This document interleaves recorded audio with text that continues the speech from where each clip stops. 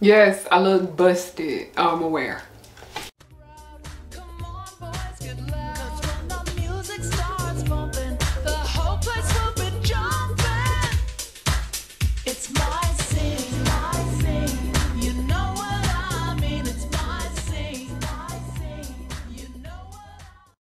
Hey y'all, it's Harriyanna and I'm back with another video. Hello, hey, how are you doing? My name is Harriyanna and welcome to or welcome back to the pirate ship, also known as harriyannahook pirate ship. Always remember that I am the captain. You are not my first mate. I don't got no first mate because you want to know why?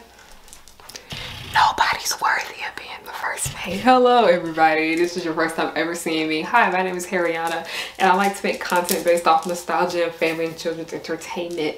As today, I fell behind on my schedule a bit. It's just kind of felt like my life has just been like a big series of unfortunate events all year. And I got off schedule, but I was like, I still want to have something to post. And I was like, it's been a minute since I've actually kind of done like a talk with the audience just about me, just kind of like a check-in on how Harry's doing. So that is what we're doing today. I know some of you guys may have noticed this mark on my chin. I had a bad eczema flare-up. It happens when I get like really stressed out about things. So yeah, it's just not good. But today, I am going to be reading you guys my assumptions as I braid my hair, okay? I am going to MomoCon Winterfest this weekend. And I wanted my hair to match my costume. Now, by the way, y'all, look at the new phone, y'all. I got the little Samsung flip phone. Y'all, it feels like a toy. I love this. It feels like a little toy. It looks like a toy, and then when I open it, I'm like, oh, it's actually a functioning phone. It's so cool. So since this is like going on my YouTube channel, I feel like the comments on my YouTube community page are priority. So I'm going to go to those first and answer the ones that I want. Okay. Yeah, okay. This one's good. Got an acting question. I always like it when you guys send me like acting questions and shit. I assume that you're so passionate about diverse casting in sitcoms because you have been the only actor of color on set before. That is so true. There have been plenty of times where I have been the only like black person in the room. And then if it is like a bunch of black people in the room, why am I the darkest person? Like, not only is it just racism, but it's colorism, and I didn't like how that made me feel. And I've talked to my other friends that, you know, are within the film industry, and this is just but like beyond like being on camera. Like, it goes for like behind the scenes too. We were talking about how we really don't like how it feels to be the only like minority. Ah, no, the hair's falling. Okay. We felt like tokens for the most part, and there are some people that do like it to be like the only black person because they think it makes them feel special when no, it is not okay. I actually get happy when I see that there are other black people there, especially other black people that are darker than me, like specifically dark-skinned people. Yeah, that's why I'm really big on like diversity. It's not a good feeling though when you feel like a token. So yeah. I think you're actually a really sweet and caring person. People just get intimidated by you and start to assume that you are mean and confrontational. In reality, you just have self-respect. I completely agree. A lot of people, like, I've always been like a really nice, sweet, caring person. I've always been very, very friendly. But because of my kindness, people took my kindness for a weakness and they began to use that against me. They started like to know, like, bully me, make fun of me for like everything that I did, everything that I said. And the weirdest thing about it is that like whenever I tried to stand up for myself in these situations, people would like laugh at me because they couldn't take me seriously, because they'd be like, oh, why she wanna change? This isn't you. You know you're gonna go back to being like that. Like, people are just really, really mean. So as I've gotten older, I told myself I didn't want a repeat of a lot of things that happened to me as a child as I became an adult, because I did notice a lot of stuff that was happening to me when I was a kid, with like, you know, people belittling me and picking on me and being mean. Is that one thing I really noticed in college too, because a lot of people in college are not as mature as they think they are, because some of them are still stuck with that high school mentality. I noticed that people were still starting to, you know, repeat those same behaviors, and I was starting to get treated bad again. And especially at my job, where a lot of people can act very high school. Like, I didn't like the way that was making me feel, so I basically kind of like shifted the way I saw myself. And I was like, I realized the reason why I acted the way I did and let people treat me any kind of way is because I was letting people treat me so bad my whole life that it really warped the way I saw myself. Like, I thought that I wasn't good enough and I deserved to get treated like shit, and I did not. So like, I started, you know, I wouldn't say being mean, but I started like clapping back. Like, if I asked a question in class and somebody had some smart ass shit to say, I would respond back to them, and then they would shut their ass up and not do that no more. Okay?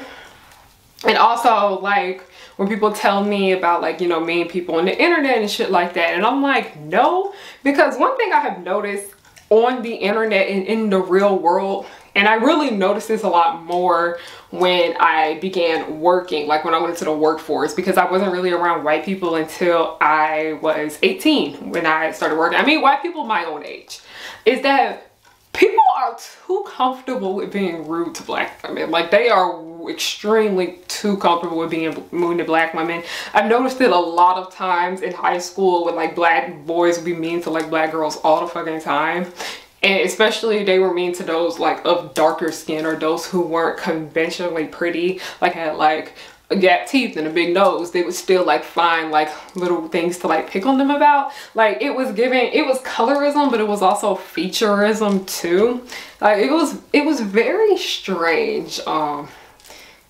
Like, I feel like a lot, like, kids that, like, black kids that grew up around just a whole bunch of white people, or more black kids that grew up only around black people, we see things kind of differently, because it's like you see a lot of the self-hatred within the black community when you're only around black people, and then once you're out of that space, you just start to see the anti-blackness within other people, and it's just not a good feeling. And I feel like because of me just being the carefree, go-lucky black girl that I always am, and now I am growing into a woman that knows her worth, she sets her boundaries and things like that, and I have done a lot better within this year about standing my ground, setting my boundaries, and not letting people walk all over me and continue to try to treat me badly. So I'm gonna leave that at that. By the way, I don't know if you guys can see, we're doing beads. We're doing beads on my head right here.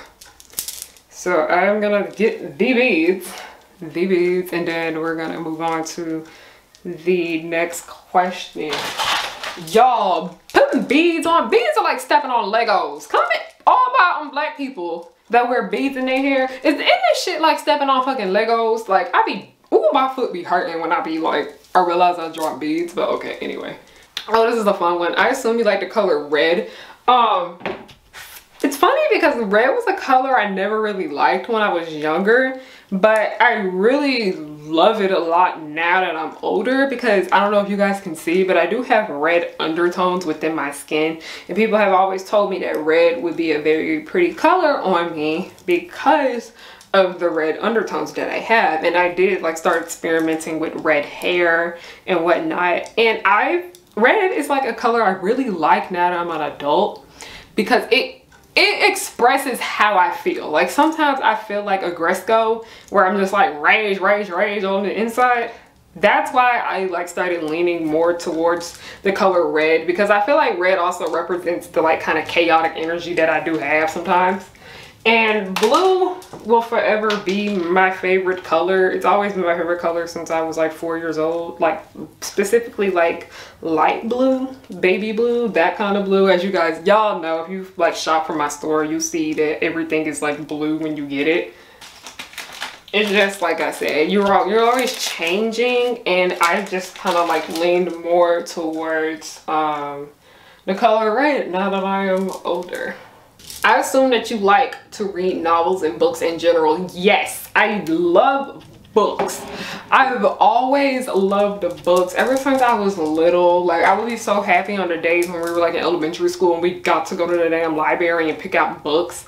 I've always been like a big book lover, and that's part of the reason why I like started writing in the first place. It's just books are very underrated, and I feel like because a lot of people don't want to read, a lot of people don't want to read because they're lazy. Like, let's just go ahead and say that. People, this is just a fact. Like, people, I remember my film teacher was talking about this, but she was talking about people are more likely to watch a movie than they are books. And what really kind of like got me into, okay, hold on.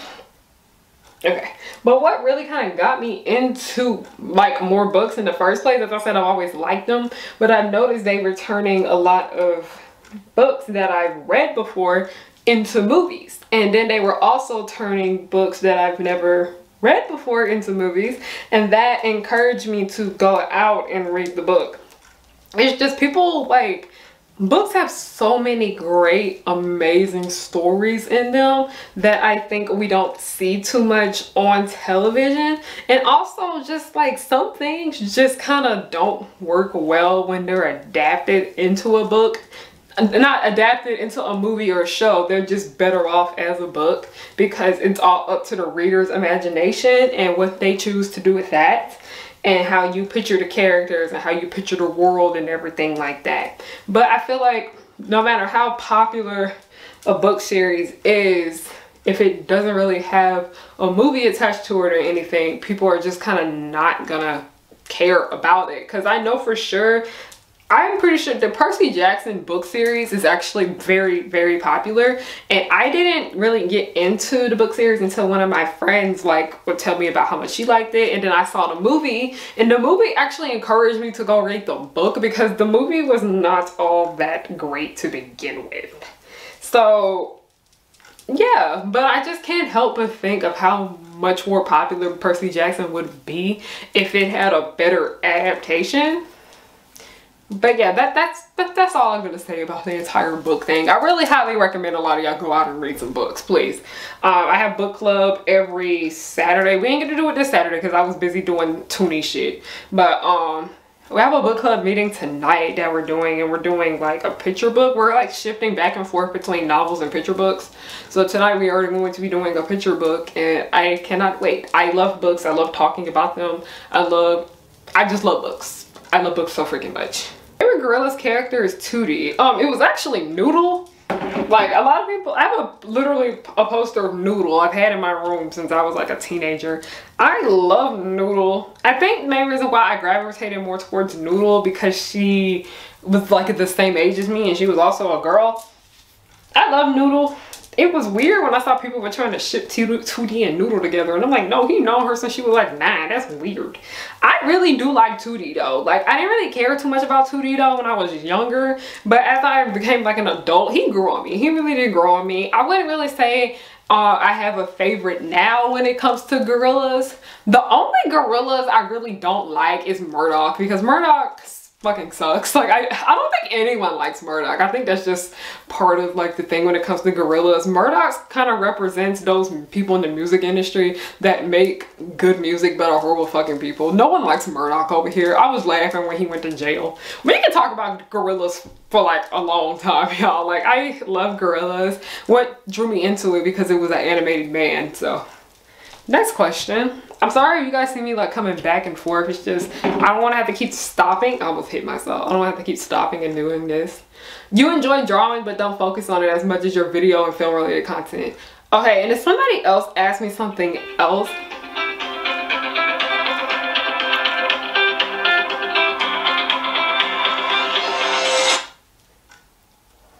hello? I'm sorry, y'all. I had to take a phone call. Something good finally happened to me. Yes, I need to actually call my dad about that. Can he wait? He can wait. Okay, now back to drawing, because I remember I saw this question about drawing on Instagram. I love to draw. I have not in a minute because I just kind of like lost, like, I didn't really lose my passion for it, but I kind of did because y'all know I love animation. But I'm much better when it comes to drawing, like, you know, nature. Like, I can draw a cornfield, I can draw the sun, I can draw the stars, I can draw the moon, I can draw the ocean, I can draw trees, I can draw nature. Like, I can draw nature, and I've noticed that's like always been my strength when it's come to art. But what people really want to see, especially like me, people want to see toons. People want to see cartoon characters, okay? And it always pissed me off how I never could do that. Like, I know practice makes perfect, and I've seen it before where I've seen a lot of other people, like artists online, where they've posted their art from years ago and they post it now, and they keep talking about it mainly just took practice. And I do want to get back into, you know, drawing at some point in my life. It's just kind of like I've been wanting, like, because I really picked back up reading. Reading is a hobby that I've had like since I was little. I've always been a writer, like never stopped writing. Like I write all day, okay? But drawing, like I've always been like a really artistic person. I have like so many differences, and we all know our strengths and weaknesses when it comes to different kinds of art forms. And my weakness when it comes to drawing is cartoons. Like I suck so bad. I suck. I really suck. But I know I've been wanting to get back into it. I've been wanting to practice it. Like I pulled out like my old sketchbook and was looking at everything, and I was like, if you keep practicing a little bit every day or every other day, you can get better. You can draw the stuff that you actually want to draw. But like I said, I know people do appreciate drawing nature and things like that, but it just made me feel some kind of way because I'm friends with so many people that know how to draw cartoons, and it does make me feel a little bit insecure because I can't do that.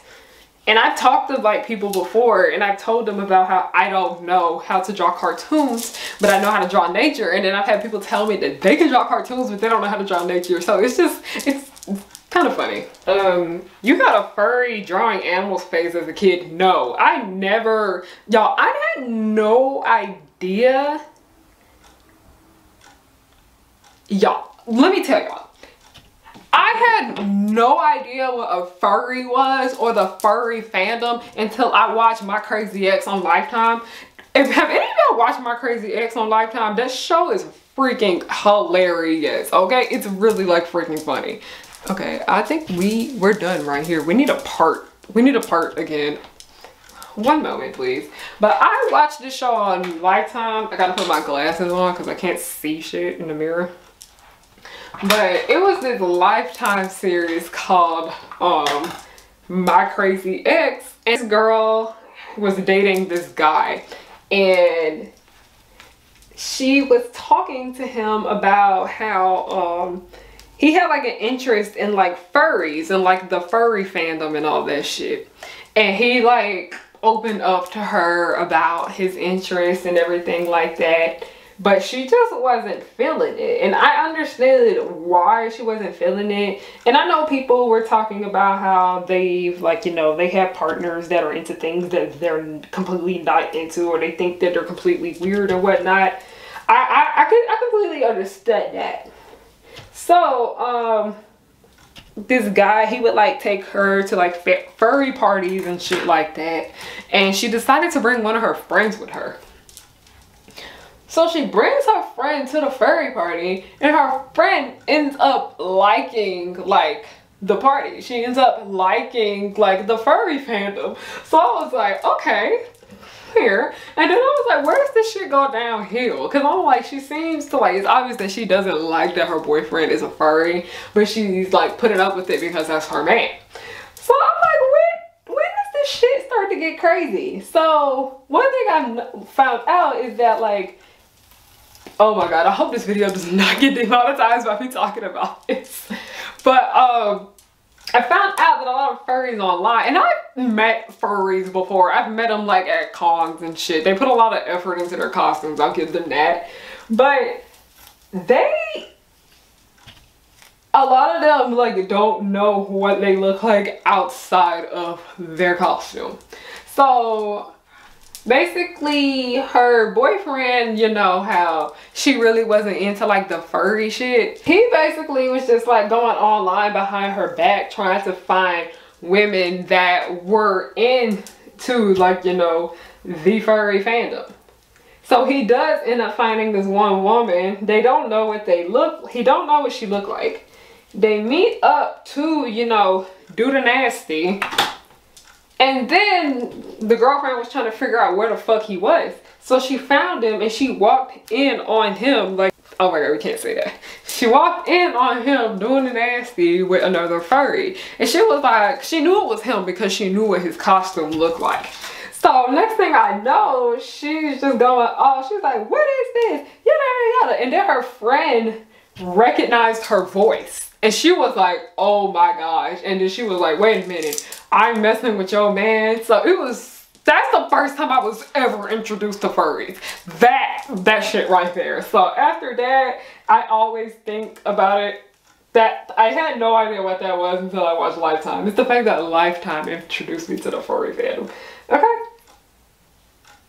But if anybody wants to know how that story ended, she was still friends with the girl because her friend legit didn't know who that man was. Like, I get it, but she broke up with that dude.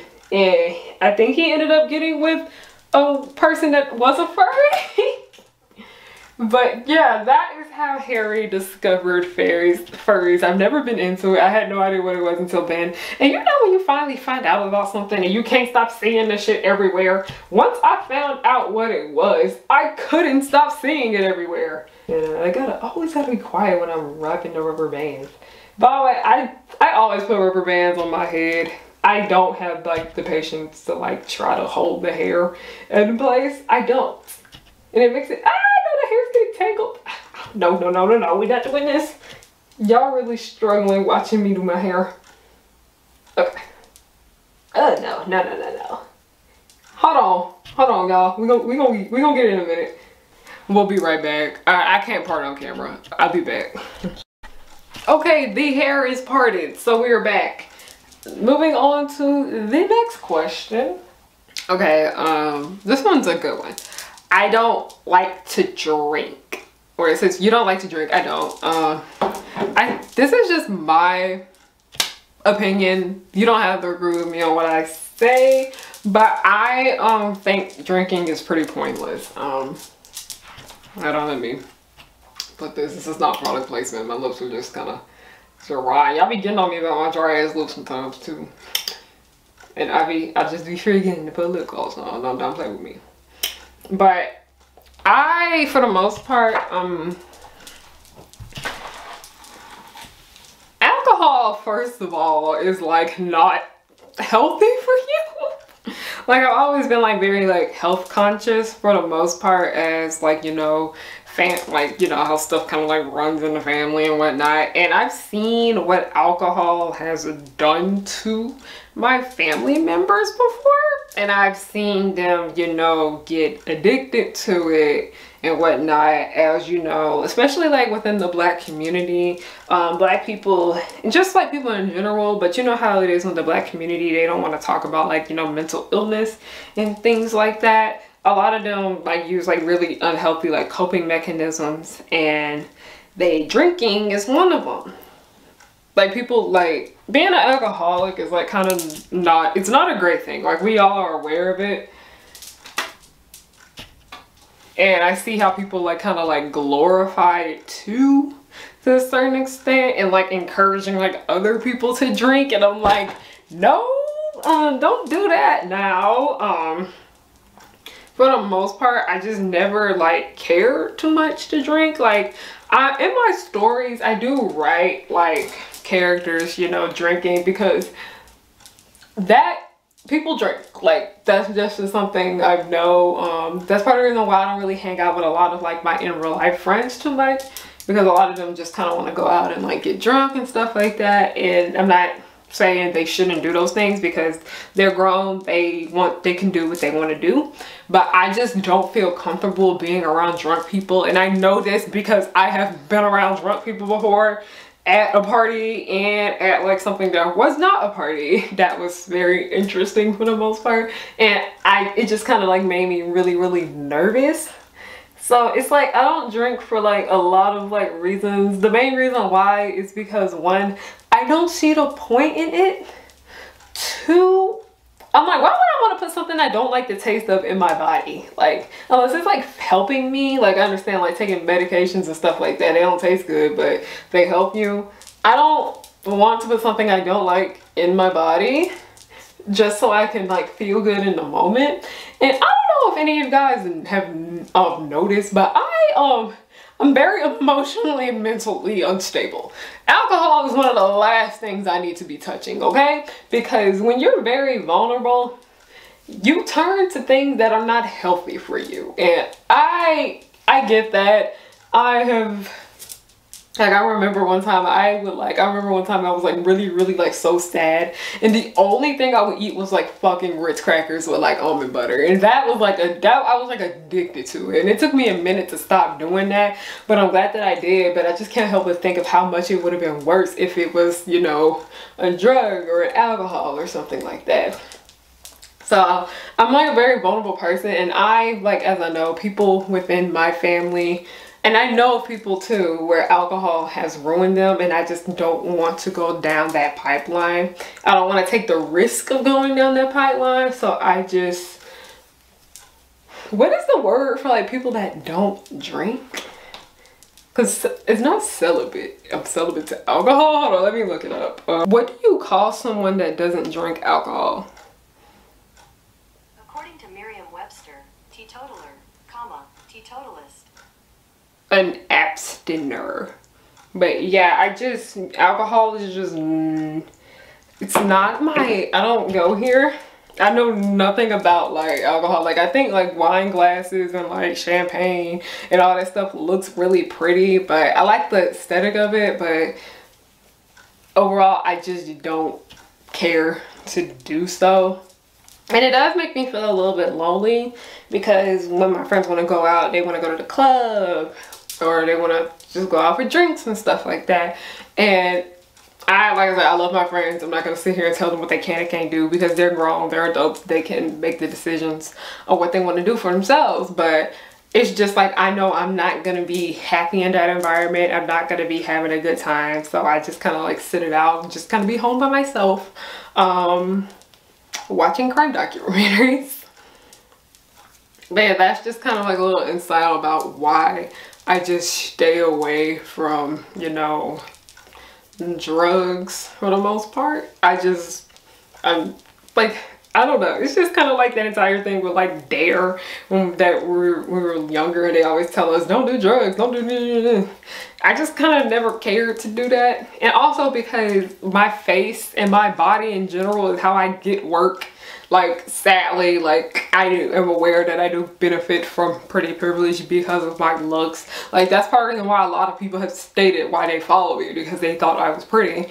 I've seen like what alcohol has done to like a number of people. Okay, this one right here, because you handle grief very well. No, I do not. I'm being very transparent and open here. I do not handle grief very well. When I figured this out, the first time grief has ever really like had like a bad effect on me was when an old friend of mine from where I used to go, like the little cheerleading gym I used to go to, she passed away. And I think knowing how she passed away is what hurt me so much about it. And I'm still like pretty like shooken up about it. I still think about her every other day, like even though I wasn't all that close with her. But just, it was just really scary to me. And it was just very like tragic. And then I think the first time, because that's the first time death has ever really affected me, but when I saw how it really started to affect me in my everyday life was when Cameron Boyce died. That was, I'm still not okay about it. It's like gotten to the point where I kind of have to pretend like he doesn't exist. Like I have removed like Cameron Boyce from Descendants. I don't think about Cameron Boyce when I think about Descendants no more. Like I have removed him so much from that project. But it's like with Jesse, like I literally be scared and like shaking, and like when I need to change the channel when Jesse comes on. So with Cameron Boyce, I realized like why his death hurt me so much, even though I never knew him and whatnot, is that I had a lot of trauma from my teenhood. and I turned to like, you know, Disney Channel, and I found comfort in him as a person and the shows that he was in and everything to deal with all that I was dealing with at that horrible time. And it just dealt with, it was a lot of shadow work that had to be done, a lot of things that I kept hidden for like years and didn't talk to anybody about and whatnot. And when I came to the realization of why that's what it was, that's when I began to like, you know, do better about the grieving process that I was dealing with him. Because I told myself, I was like, you feel this bad, imagine how his family feels. Like, I think about Cameron Boyce like every day, y'all. Like, I can't help it because of that like attachment I had to him so much growing up and even as an adult. Because I like literally like grew up watching him on TV. Like, it was so weird. We literally like graduated high school one day apart, and we literally got our license around the same time and shit like that. Like, I just felt like me and plenty of other people grew up with him, and it's just sad and it's just tragic too, because it's like he was finally out and doing the things he wanted to do, and he was helping saving the world and shit like that. Like, it was just tragic. But one thing I can learn, because I try to like see what I can learn from like every lesson, like every minor inconvenience that happens in my life, is that I learned that like parasocial relationships can ruin you. That is one thing that I have learned when it has come to my grieving for Cameron Boyce. Parasocial relationships can be pretty much dangerous. Like, I saw how fucked up I was about him dying, and the thing about it is that a lot of teenagers deal with this too. A lot of people don't seem to get that like people like get attached to certain people while they're teenagers, and teenagers are some of the like most impressionable people ever. They're some of the most saddest people ever too. Like, I remember like in high school one time, like me and my friends, we just was crying one day because of how sad we were. Like, and we were all talking about how we would like to watch this and that and the third and listen to this person and watch this person's interviews so we could feel somewhat happy and feel like less alone in the world. And that's what Cameron Boyce was for me. And one thing I've learned about like, that's why I don't really care too much when like I see like teenagers like online and shit like obsessing like over celebrities, because I was like, they'll eventually grow out of it. But when it be grown as people, I'd be like, Oh, one thing I have learned is that like you shouldn't like, because I've been like really annoyed. Like, I don't like talking to people about my grief for Cameron Boyce, because some of them can be very like, you know, inconsiderate about the things that they say. They don't seem to like put themselves in your shoes. They don't seem to want to think about what's, because a lot of people, because I've seen like numerous articles about it before where people have talked about like why a certain celebrity's death hurt them so bad because of what they were dealing with when they went through that time. And I can't help but associate Cameron Boyce with a lot of my shitty childhood. Like many other people do too. Like a lot of other girls that I was interacting with around the time when I was a teenager online, like that like Cameron Boyce like me, a lot of us, we was going through it. Okay, I feel like this piece is a little too skinny. It's just kind of like people were just very inconsiderate though when it came to his death and why so many, because he touched so many hearts. He touched so many hearts, y'all. Like, he was a good person. Like, it's not like he was a shitty person or something like that. I'm like, we're crying over somebody that was a good human being. Like, he was so selfless, so freaking sweet.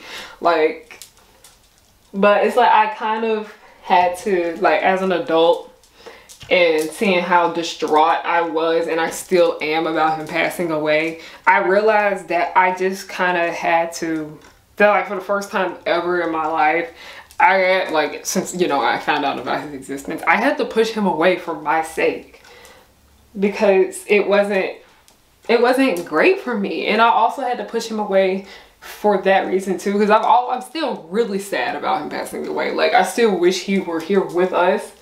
But when I lost my grandmother, I realized that I'm like, okay, now I'm grieving over two people that I truly did care for, and that really sucks so freaking bad.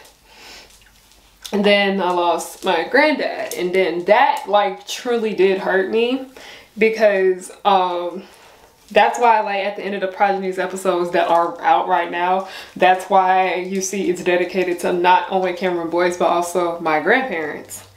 Because I love my grandparents with all my heart.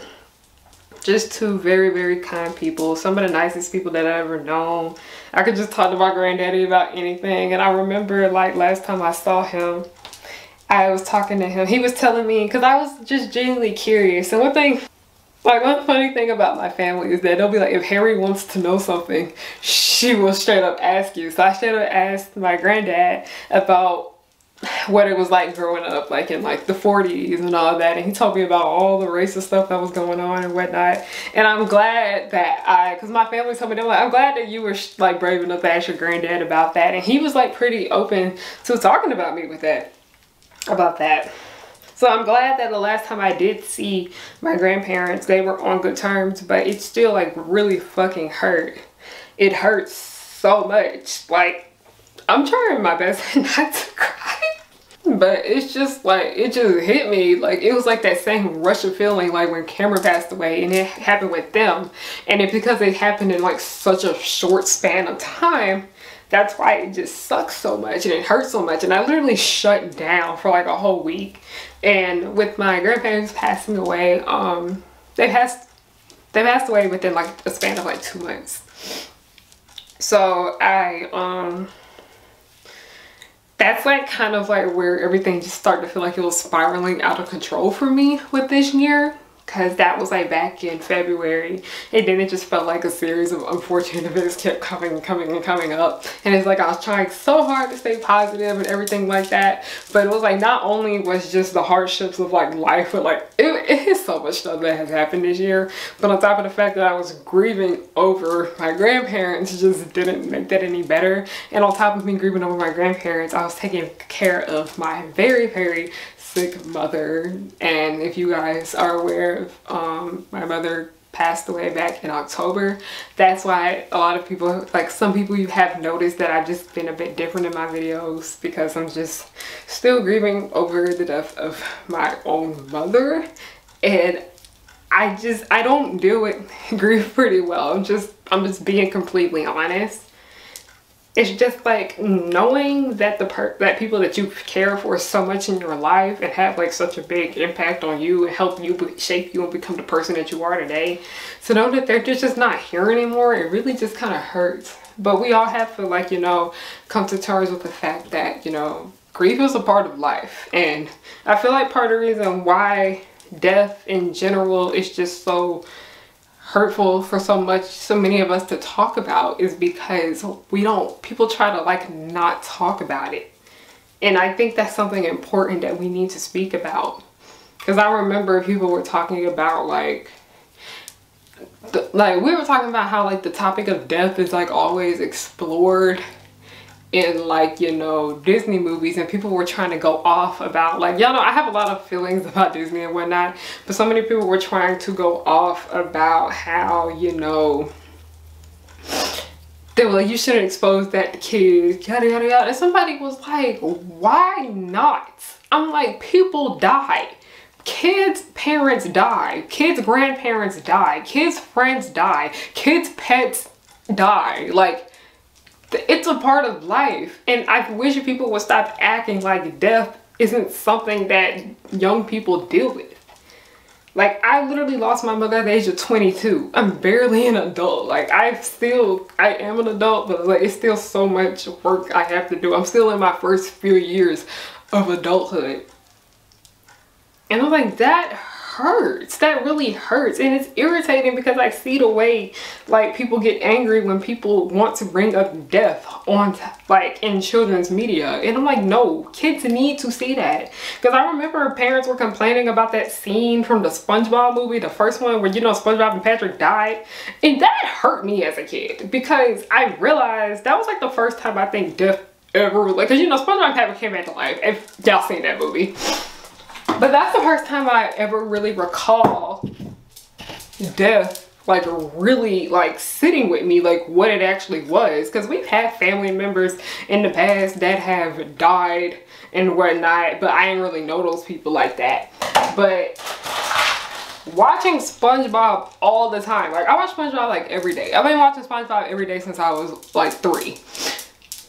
I dropped, oh my god, that's gonna hurt when I step on that. So I had an attachment to SpongeBob and Patrick. I felt like I knew them because I watched them every single day. And they were fictional characters too. So like yeah, me and SpongeBob and Patrick, we buddies. We, every day at 3 to 5 o'clock, I come home, watch SpongeBob and Patrick. Like, I was attached to them. Like, and plenty other kids too were talking about how that scene really did hurt them, because that's the first time they knew what it felt for someone that they love to die. And it's important to teach that to kids, because they're going to go through life confused about why they feel the way they do about certain things, and they don't know how to deal with them.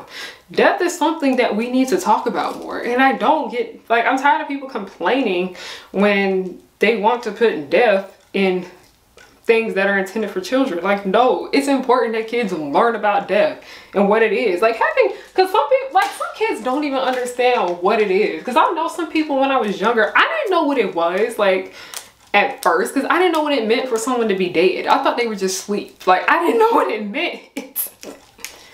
But yeah, grief is, everyone deals with grief differently. I remember it was something Tony Childs had said. If I can find a clip of it, I'll put it in right here. Oh, not with your hair like that, Courtney. I know it got messed up. Well, then we'll just have to fix it up. See, if your daddy sees your hair like this, he's gonna think it's worse than it is.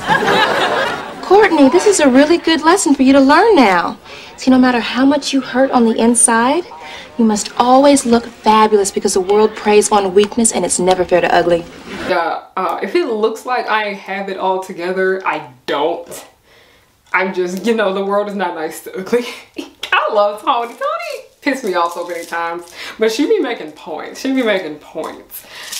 That is just kind of like something I do live by her, and that's really kind of what I've been living by this entire year.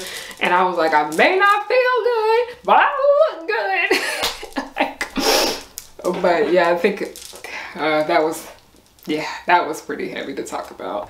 Okay, this one's good. You turn everything into race. I'm not mad though, as a fellow black woman. Okay, I get where you're coming from, girl. I'm not like going off on you or nothing. It's just I get kind of riled up when it comes to this topic, and I need more hair. Hold on. People seem like, you gotta take it back to, like, you know, the days of colonization. America was built off racism. Okay? That's a proven fact. People seem to, when people be like, you try to make everything about race. And at the end of the day, I get where y'all are coming from, because there are some things that are like, okay, that's not racist, but race literally does play a factor into every little thing, and we don't even seem to realize it. Like, people don't even seem to realize that race plays a factor into the damn grocery store. Like, why does, like, all the black hair care products, the ethnic hair care products, we have one small ass section in Walmart, and then the other 2 sections are just filled with white people products. Like people don't seem to get as much as y'all don't want to admit it, everything is about race. Like, even the SAT scores, like, oh Jesus, everything is about race, as much as people don't want to admit it. And people don't seem, like, it's just like I've talked about, like, casual racism before. A lot of things that are so normalized, a lot of people don't seem to realize that those things are hurtful and those things are offensive. No, I don't really like turn everything in about race, but like I can't help but think about it like that, because as somebody that's always just kind of been, I think me watching the Boondocks at the age of 11 had a lot to do with this, because that show really affected who I am today. Like, somebody had said something about, I'm gonna let my kids watch the Boondocks, it builds character. Yeah, it built a lot of character for me. And like, you know, watching the Boondocks so young at that age is what encouraged me to minor in African American studies. So literally, racism is a part of my life, if that makes sense, because of what I am studying in school. Like, you know, Bell Hooks passed away today, and I've been really sad about that. But like, there would be, if there was like no Bell Hooks, there would probably be no Harriyanna. Like, there probably would be no Boondocks and stuff like that. Like, People, it's just kind of something to think about because of the major that I am majoring in my minor. If it were a major, I would major in it specifically because I'm just like so strong and passionate about, you know, diversity and human rights and all that stuff. But for the most part, it's just kind of like I can't help but think about stuff like that. Like, I do have times where I don't talk about race, but I do talk about misogyny, because misogyny is something that we talk about a lot in African American studies. Like, it comes up so much. Like, race and misogyny like intersect so badly. Like, it's so strange when I realized that. That's why I talk about misogyny so much too, because even though I'm not, you know, majoring in like women's studies and things like that, or gender, I think it's called like gender studies, I don't know, but because it's brought up so much in my major, I can't help but not speak about it, speak on it. Oh, assumption. Your favorite Winnie the Pooh character is Piglet. Yes. I think we all know why Piglet is my favorite. And for those of you guys who don't know, I have always suffered from anxiety. I've been pretty vocal about how my struggles with anxiety and whatnot. And I just get mad when people try to say what anxiety is and what it isn't. It's something that I always, you know, struggled with. And the doctors and stuff like that, we're trying to help me figure out what kind of anxiety it is, because not every person that has anxiety have the same kind of anxiety disorder. So at first they thought I had generalized anxiety. It's still diagnosed as generalized anxiety, but they also realized I had OCD, and OCD is a form of an anxiety disorder. That's one thing a lot of people don't seem to get. And Piglet, I like Piglet so much. When I was a little kid, I didn't like Piglet because, you know, in my article that I've written about Natalie, and I spoke about like Tylee and how I had hatred for her, I had a bit of hatred for Piglet because he was scared of everything.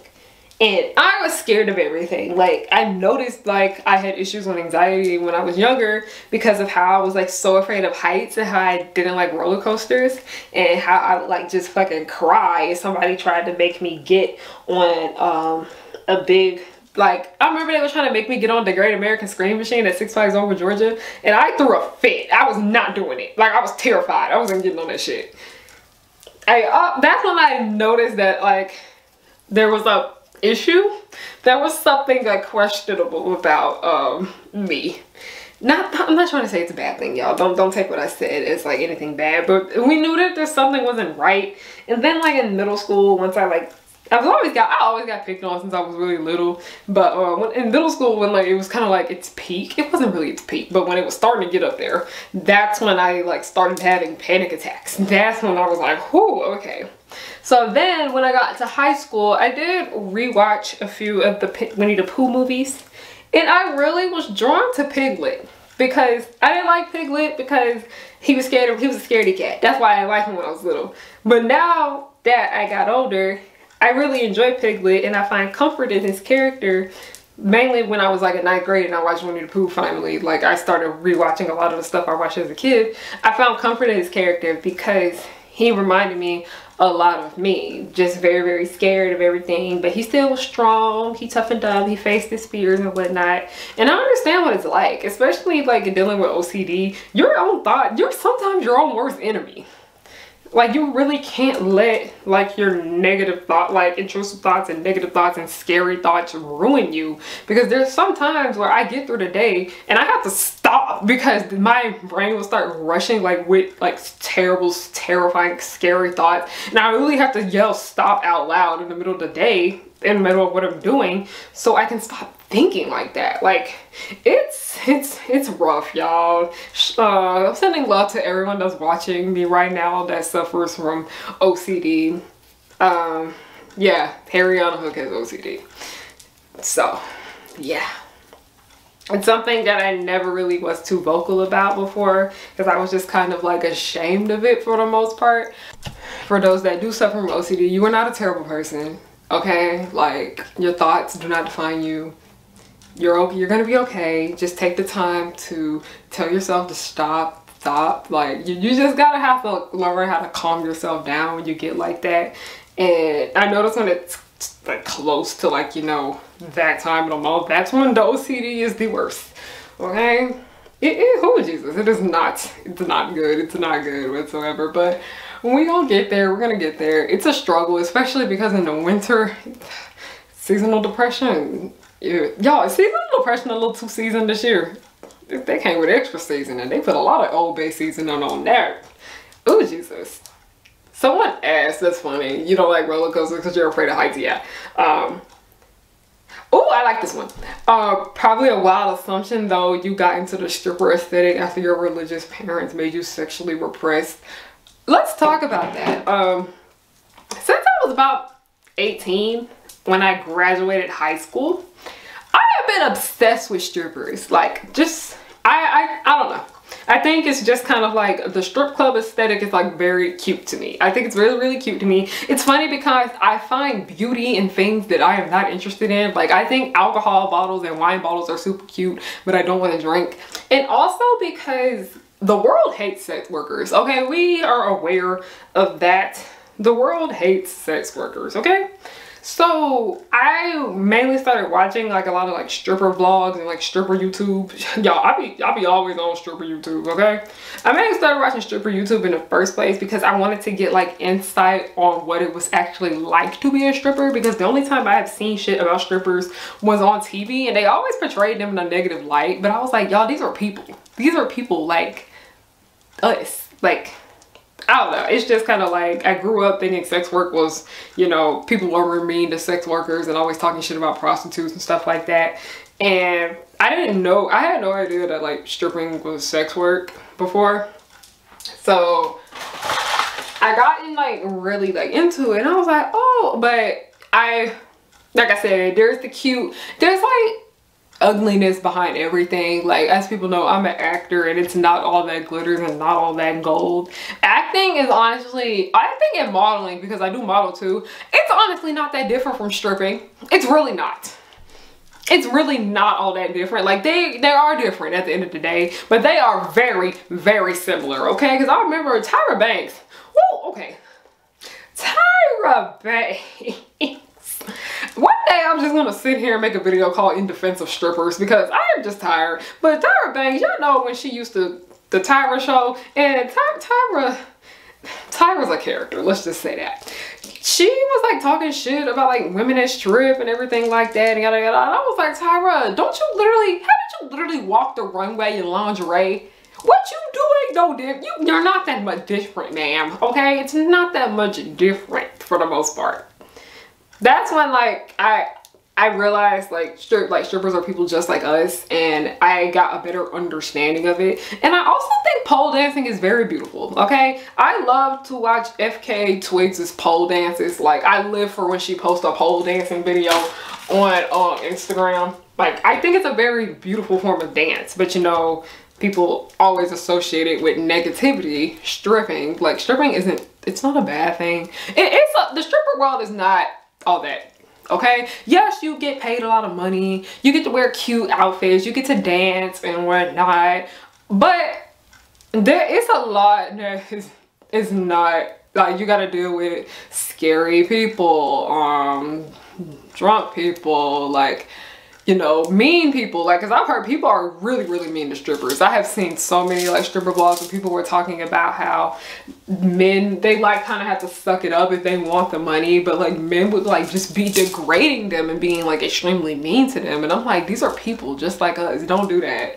But yeah, like, I think it's like very, very pretty. I think, like, you know, the wearing a cute outfit, dancing on a pole, the nice shining lights, wearing cute makeup, having really pretty hair, wearing the cute heels and stuff like that. I think it's very beautiful. But I really love the stripper aesthetic, but the actual, like, you know, stripping thing, no. I know good and well I cannot be a stripper, okay? I know for sure that I cannot be a stripper because y'all know, very emotionally unstable woman right here, okay? Very emotionally unstable woman. I have been, y'all know that. First of all, I have like very low energy. I like to be at home at night, okay? I like to be at home at night. As much as like the money like is nice, yeah, I get to wear cute outfits and whatnot, but I just thinking about like how that would be bad on like my mental health. Well, it would not be good. Harry would not be okay. And then like when I realized, like when I actually found out what it's actually like, you know, to be a stripper, that reminded me, I need to finish watching P-Valley. I need to. It made me have a lot more respect for strippers. It made me have a lot more respect for the people that are in this profession. And yeah. And I remember people were like getting mad about like, you know, because of Miss Rona, how a lot of strippers were like, you know, stripping. And I was like, the government is not paying them to stay home. They gotta do what they gotta do to pay their bills. You may not like it. And it was just another way for people to be mean to like, you know, strippers like they always are. It's just, the stripping world, it's a very, while it may be looking very glamorous, because depending on, you know, and also, you know, colorism, featureism, racism does play into it. Pretty privilege is a part of the job. And let's say like this man, he drops $2 grand on one girl because he thought she was real cute, and he don't want to give you nothing because he thinks you're ugly as fuck. Like that's like taxing on your mental health. Like people literally are paying you because they think you're cute, but if someone thinks you're hideous, they're not going to want to give you anything. Like it's just scary. Like people don't seem to think about stuff like that. Like yeah, a lot of strippers are, I wouldn't say wealthy, I wouldn't say rich, but they got a lot of money. They live in nice, beautiful areas. They're able to go on vacation whenever they want because they got it like that. They use their pretty privilege to an advantage. Because people seem to forget at the end of the day, being pretty has a lot to do with being a stripper. But a lot of them just talk about like there are upsides to it. Like yeah, I can work on my own schedule. I get paid just to be pretty. I get like, you know, for the most part, I live in a nice area. I get to go on vacation when I want. Those are like all the upsides to stripping. But stripping can be very taxing on not only your body, because them heels, whoo, bitch. For anybody that knows about the stripper fairy that I'm going to be doing soon, oh Jesus, them heels is killing me. I was like, how do you dance in these shits? It's taxing on your body because you're like working overnight on your feet all the time, just dancing in high-ass heels, okay? And I have worked overnight shifts before, like in the film industry. I've worked like overnights, but not in heels. Not in heels. I was wearing regular canvas shoes. Like it's very taxing on your physical health and also your mental health, because you got to deal with that toxic club environment. And the club environment is something that I find very scary, and I know I would not be able to deal with that. I would not. But yeah, those are just my takes on stripping. I've been open to you guys before about how like I watched stripper YouTube before, but it's nice till I finally like have a little chit chat about what it actually is. Like what I've learned about it for the longest. Someone said you're Bell Hook's daughter. Y'all, I never realized that. No, I'm not Bell Hooks' daughter. Does Bell Hooks have kids? I mentioned Bell Hooks earlier, but no, I didn't even come up with Harriyannahook because of Bell Hooks. Like y'all know Harriyannahook is a play on Captain Hook, Harry Hook, mainly Harry Hook though. But I never even realized that's why. But yeah. It's not a play on Bell Hooks, but Bell Hooks is a legend. Rest in power to her, okay? Rest in power. She was amazing, like I said. There would be like no Harriyannahook if there weren't for people like Bell Hooks. And we talk about Bell Hooks all the time in African American studies, so yeah. You prefer to be alone because people get on your nerves quick. Okay, yes and also no. I prefer to be alone because I like to be comfortable. I like to be in my own space. I like to be home because all my shit is here. I like being in the company of good people, but ever since this panoramic pants no pan pizza, my energy levels are like so low. I don't like to go out no more. Like it's so weird. I'm just a work don't stop type person now. I'm a workaholic. Like I've come to terms that I am a workaholic, and that is not the best thing, but I'm working on it. I'm gonna get better about it, okay? I'm gonna get better, but I don't know. I'm just not in the mood to hang out no more. I just don't. I find comfort in, like, you know, I love going to cons. Like, I love me a good con, but cons are like a every now and then thing. But people do get on my nerves. A lot of people can be rude and very inconsiderate and things like that, but I am a people person. That's one funny thing about me that a lot of people don't seem to know. I'm a people person, but I like to be my ass at home. You know everything there is to know about kids media. Yes, but also no, because I do, like, you know, study kids media all the time, and this is honestly something that is still very brand new, because a lot of people are talking about how there aren't really many studies about children's media because people don't take the shit seriously. Okay, so this is something that is still very new, and a lot of people do use my channel as a resource when it comes to studying kids media. For the most part, like, you know how there's film studies, but every time we talk about film studies, a lot of this stuff, the only time when it comes to, like, film studies and it's, like, you know, kid stuff, it's Disney stuff. And Disney movies, honestly, are very, like, ambiguous when it comes to, like, their target audience. Like, when you watch a Disney movie, sometimes you can be very confused because a lot of stuff that happens in them, when you're like, is this meant for kids or is this meant for adults? Okay, Disney movies have been very ambiguous with their targeted audience. That's how they were able to, like, get such a big following for the most part, and why so many adults and teenagers like them.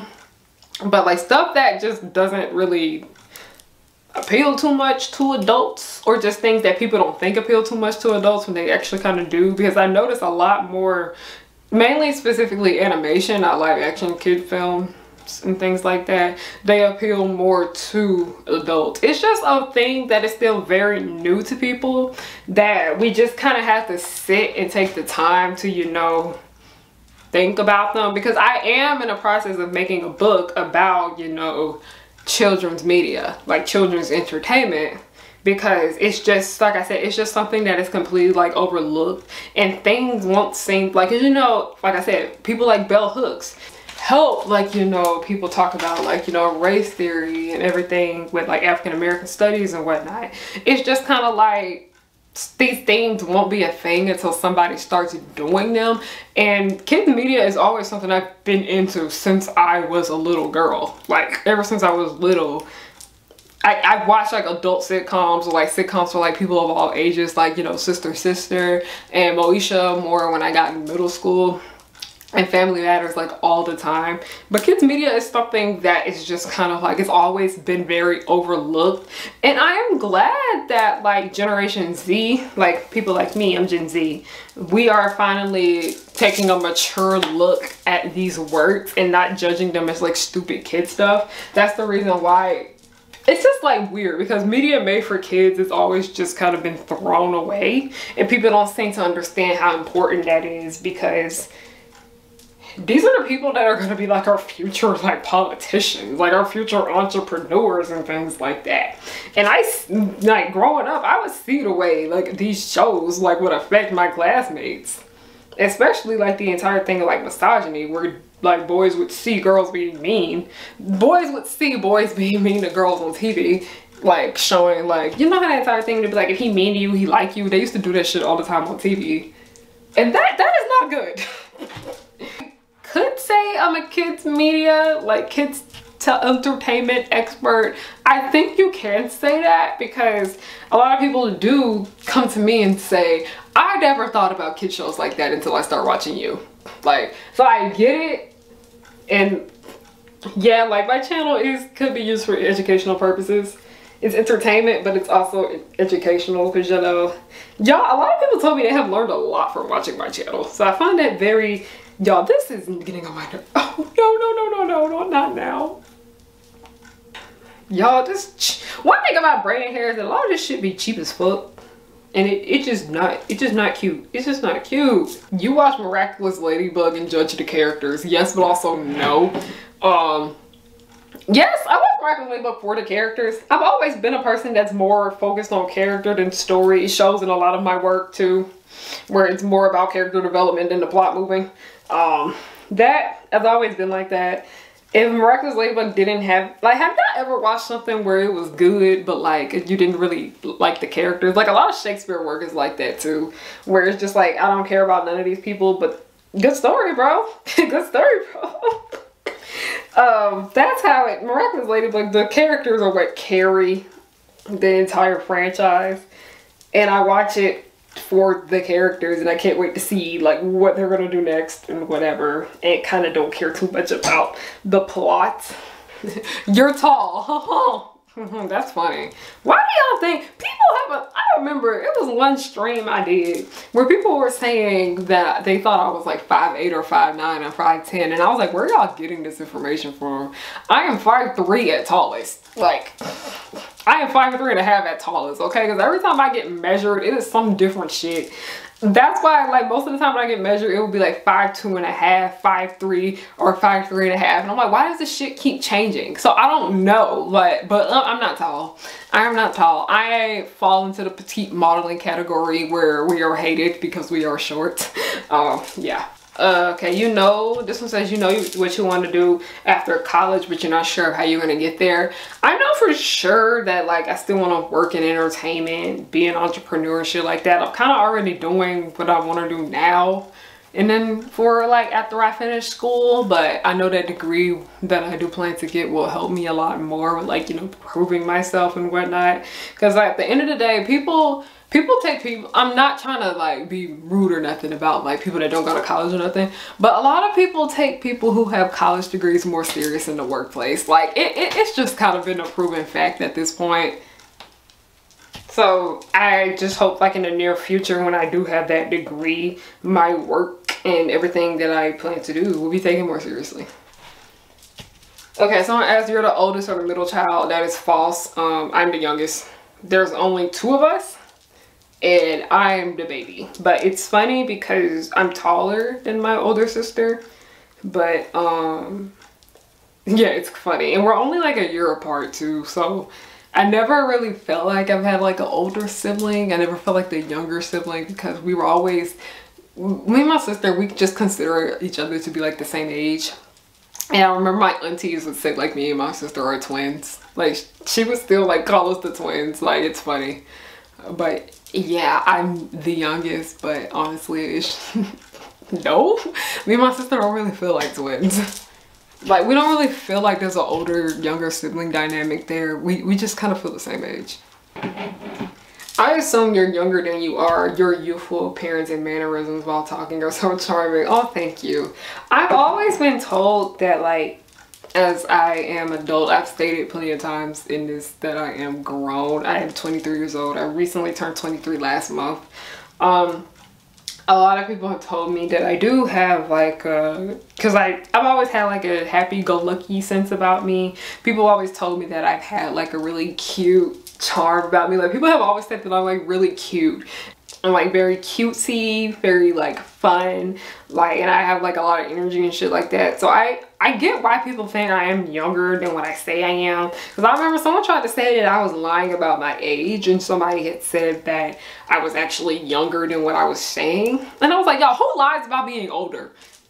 Like in this industry, the film industry, no one lies about being older. Like I could see like it was a Mila Kunis situation where she lied about you know, being on that 70s show. A lot of people in this industry lie and say they're younger than what they are though. But no, people think I'm lying. I'm saying I'm older so I can get jobs and stuff like that. But no, I am 23. But I do get it because a lot of people tell me like my mannerisms, the way like I have like, people told me I have like very kind of like chaotic energy, and a lot of, you know, people that are younger still have a lot of that chaotic energy in them. So I get why people do assume that I am lying about my age, but I'm not. I'm really 23, y'all. Like, I'm not lying, okay? If you ask people I went to high school with, they will tell you, like, I am class of 2017. They're like, yes, she was in my graduating class. Like, y'all, she's not lying. Okay, someone said, I don't like fish. Oh, wait, hold on, y'all, hold on, this is funny. This is funny, actually. Unrelated, you don't like fish. I don't know, my anti-seafood radar comes on. Hopefully I'm wrong. I like seafood personally. let me know if you're not a fan. I love seafood, y'all. I am a country girl, okay? Everybody know I'm an Atlanta girl, born and raised here in the city, the Atlanta suburbs. I am an Atlanta girl. I am a city girl, but I was raised off of fried seafood. I was raised off of fried fish straight from the pond and into the fryer. Okay, I'm a country girl, okay? I eat a lot of seafood. I have always eaten fish all the time. Ever since I was a little girl, my classmates would be mean to me because I would be eating tuna. Did anybody else used to get bullied for eating tuna? But my classmates were mean as fuck to me because I would eat tuna. My dad always, he bakes me like fish now because I don't prefer fried fish no more. But like, y'all, I'm a country girl. I freaking love me some Cajun food. I eat seafood boil all the freaking time. I wasn't able to get none today because rent was due. Rent was due. But I love seafood. I love seafood. A lot of people be like, oh, every girl likes seafood nowadays. Shut up. Seafood is amazing, okay? I love me a good seafood boil. I'm not really big on like crab legs and shit like that because I don't like cracking them and all that. But like, get you the bag of the shrimp, the potato, the corn. Amazing. The juicy crab in Atlanta. Say what y'all want. The juicy crab slaps. The juicy crab freaking slaps, okay? Because the small business seafood place I used to always go to, they went out of business, so I started going to Juicy Crab. I felt like I was too good to go to Juicy Crab because I've been wanting to support small businesses, but I feel like the Juicy Crab technically is a small business because it's Atlanta owned, but you can only find them in like in the Atlanta area. So that was a lie. We ain't done, y'all. After I cut that, I went to do book club, and then I was over it for the rest of the night. I told myself I was gonna go to bed early at 9 o'clock.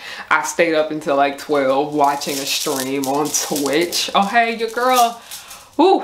Okay, so it is like 10 o'clock in the morning. I don't think it's 10 anymore. I've been up since 10 though. And we're gonna finish the 5 remaining braids that I have to do. And I'm gonna continue to answer you guys' like little assumptions about me. This is probably a long one, so yeah. You either love Hamilton or you hate it. I love Hamilton, okay? I know it's problematic. I don't give a fuck, okay? I love Hamilton, okay? I love it, okay? As anybody knows, that Hamilton is how I found Miss Jasmine Cephas Jones, who I love so much. I listen to her Blueberry BEP all the freaking time. I think she's so amazing.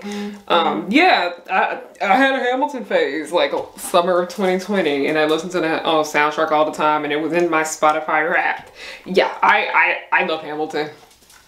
Okay, I'm not gonna sit here and act like I didn't like it, okay? It's weird because I didn't like Hamilton, but I loved Hamilton, but I hated In the Heights.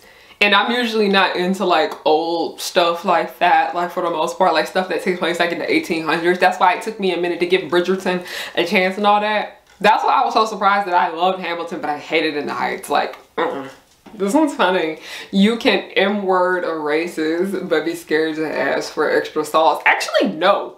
I'm usually the friend that like, I always like make jokes about this and stuff like that, where I talk about how the people who talk the most shit on the internet, they be too scared to like ask for like extra sauce for like they be too scared to order their food. I have no issues with that. Like, never have, never will. Like, I'm very like extroverted. That's one thing a lot of people are surprised when they like meet me in person or whatnot. I'm very like extroverted. I've never been afraid to order my meals, like ever. I've never been scared to ask for extra sauce or whatnot. I feel like that if I need service and I need something, I should ask for that and I shouldn't be scared to do so.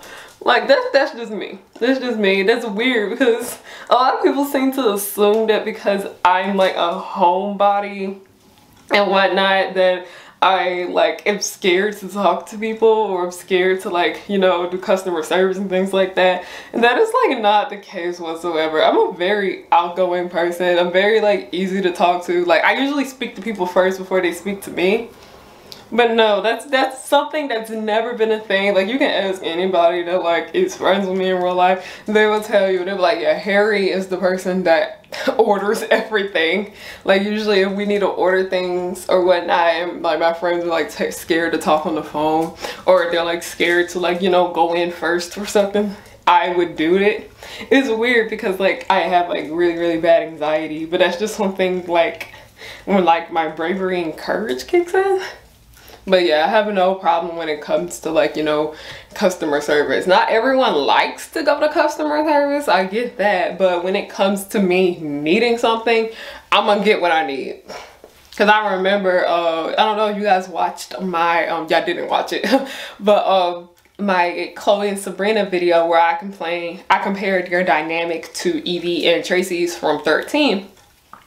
And y'all remember like part of it was like a car vlog because I had ordered, like, me and my dad and my sister, we ordered something from Cracker Barrel and they got our order wrong and I was mad. So I got up in the car and I went up there to get like my food. I wasn't being mean or nothing. Like, I was very polite to the people and I was like, hi, we ordered earlier today, because I didn't know I had a photo shoot that day, so I didn't get it. I didn't get anything till I got home, and that's when I found out they messed up our order. So I was like, hey, we ordered earlier today and all of this stuff was left off the list, and the girl was like, oh, I'm so sorry about that. She took my receipt of everything that they missed and then they gave it to me. Like sometimes if you want stuff and you want the service that you paid for, I'm gonna go get my money's worth. Like, but yeah, that's just that. See yourself doing YouTube forever as a side, but more of a side after your degree? To be honest, no. I've been on YouTube since I was 15 years old. And for the most part, I love it here. But if we're being like realistic, for the most part, YouTube has not always been the only thing I've wanted to do.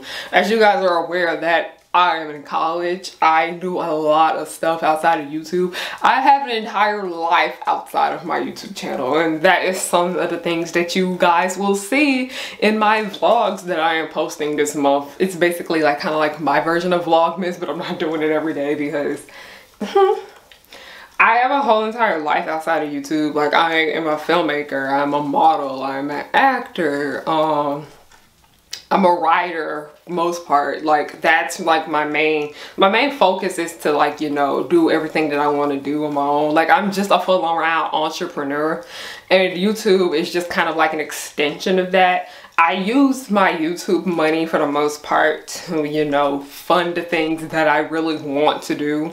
Like, I'm not out here buying like Lamborghinis and like Teslas and Louis Vuitton bags and shit like that with the money that I do make from YouTube. I usually take my YouTube money and I invest that into my brand when it comes to filmmaking, when it comes to acting, when it comes to modeling for surezies, okay?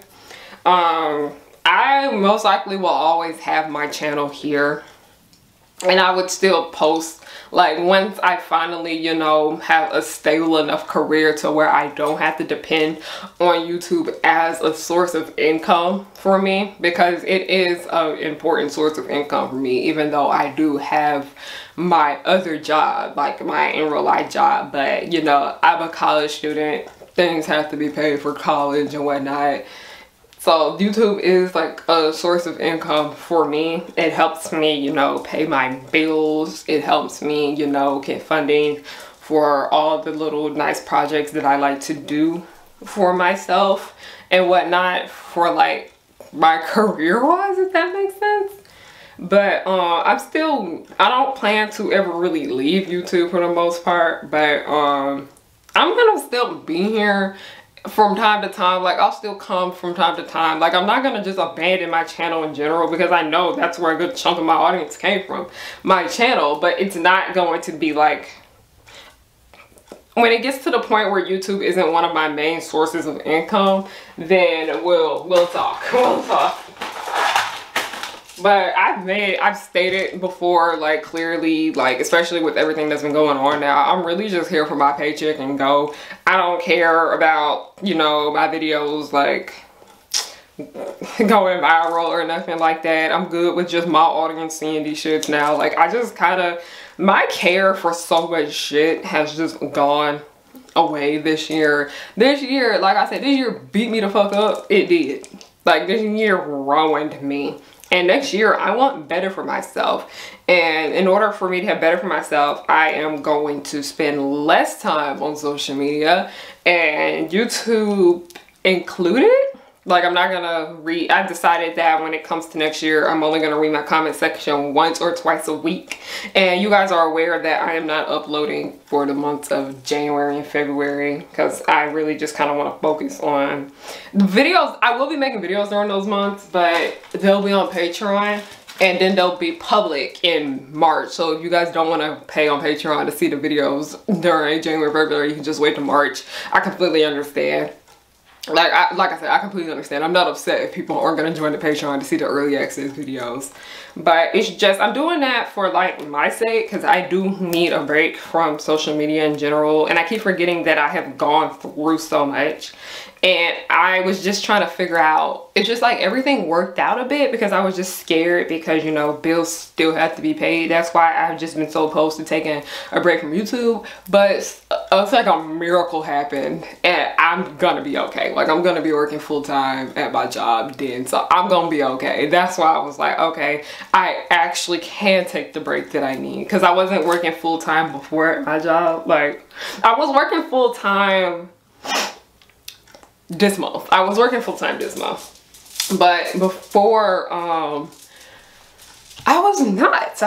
So it was just kind of like, yeah, you gotta be here, but we gonna be good. We gonna be good. I can't wait to take my break from YouTube because people are so fucking irritating. I'm tired of annoying internet people that don't have shit going for themselves and all they do is run their mouth on the damn internet all day.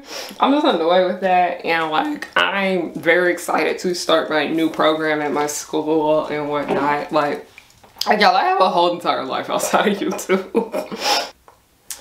Sometimes when talking about shows, it's hard to share the harsh truth because you love it. No, I've never had a problem with that. Like, that's just kind of me. I think it's because, you know, I'm a Sagittarius. Y'all know how we be. They like to call us Sagittarius, and I understand why. Because a lot of us are a hot ass mess.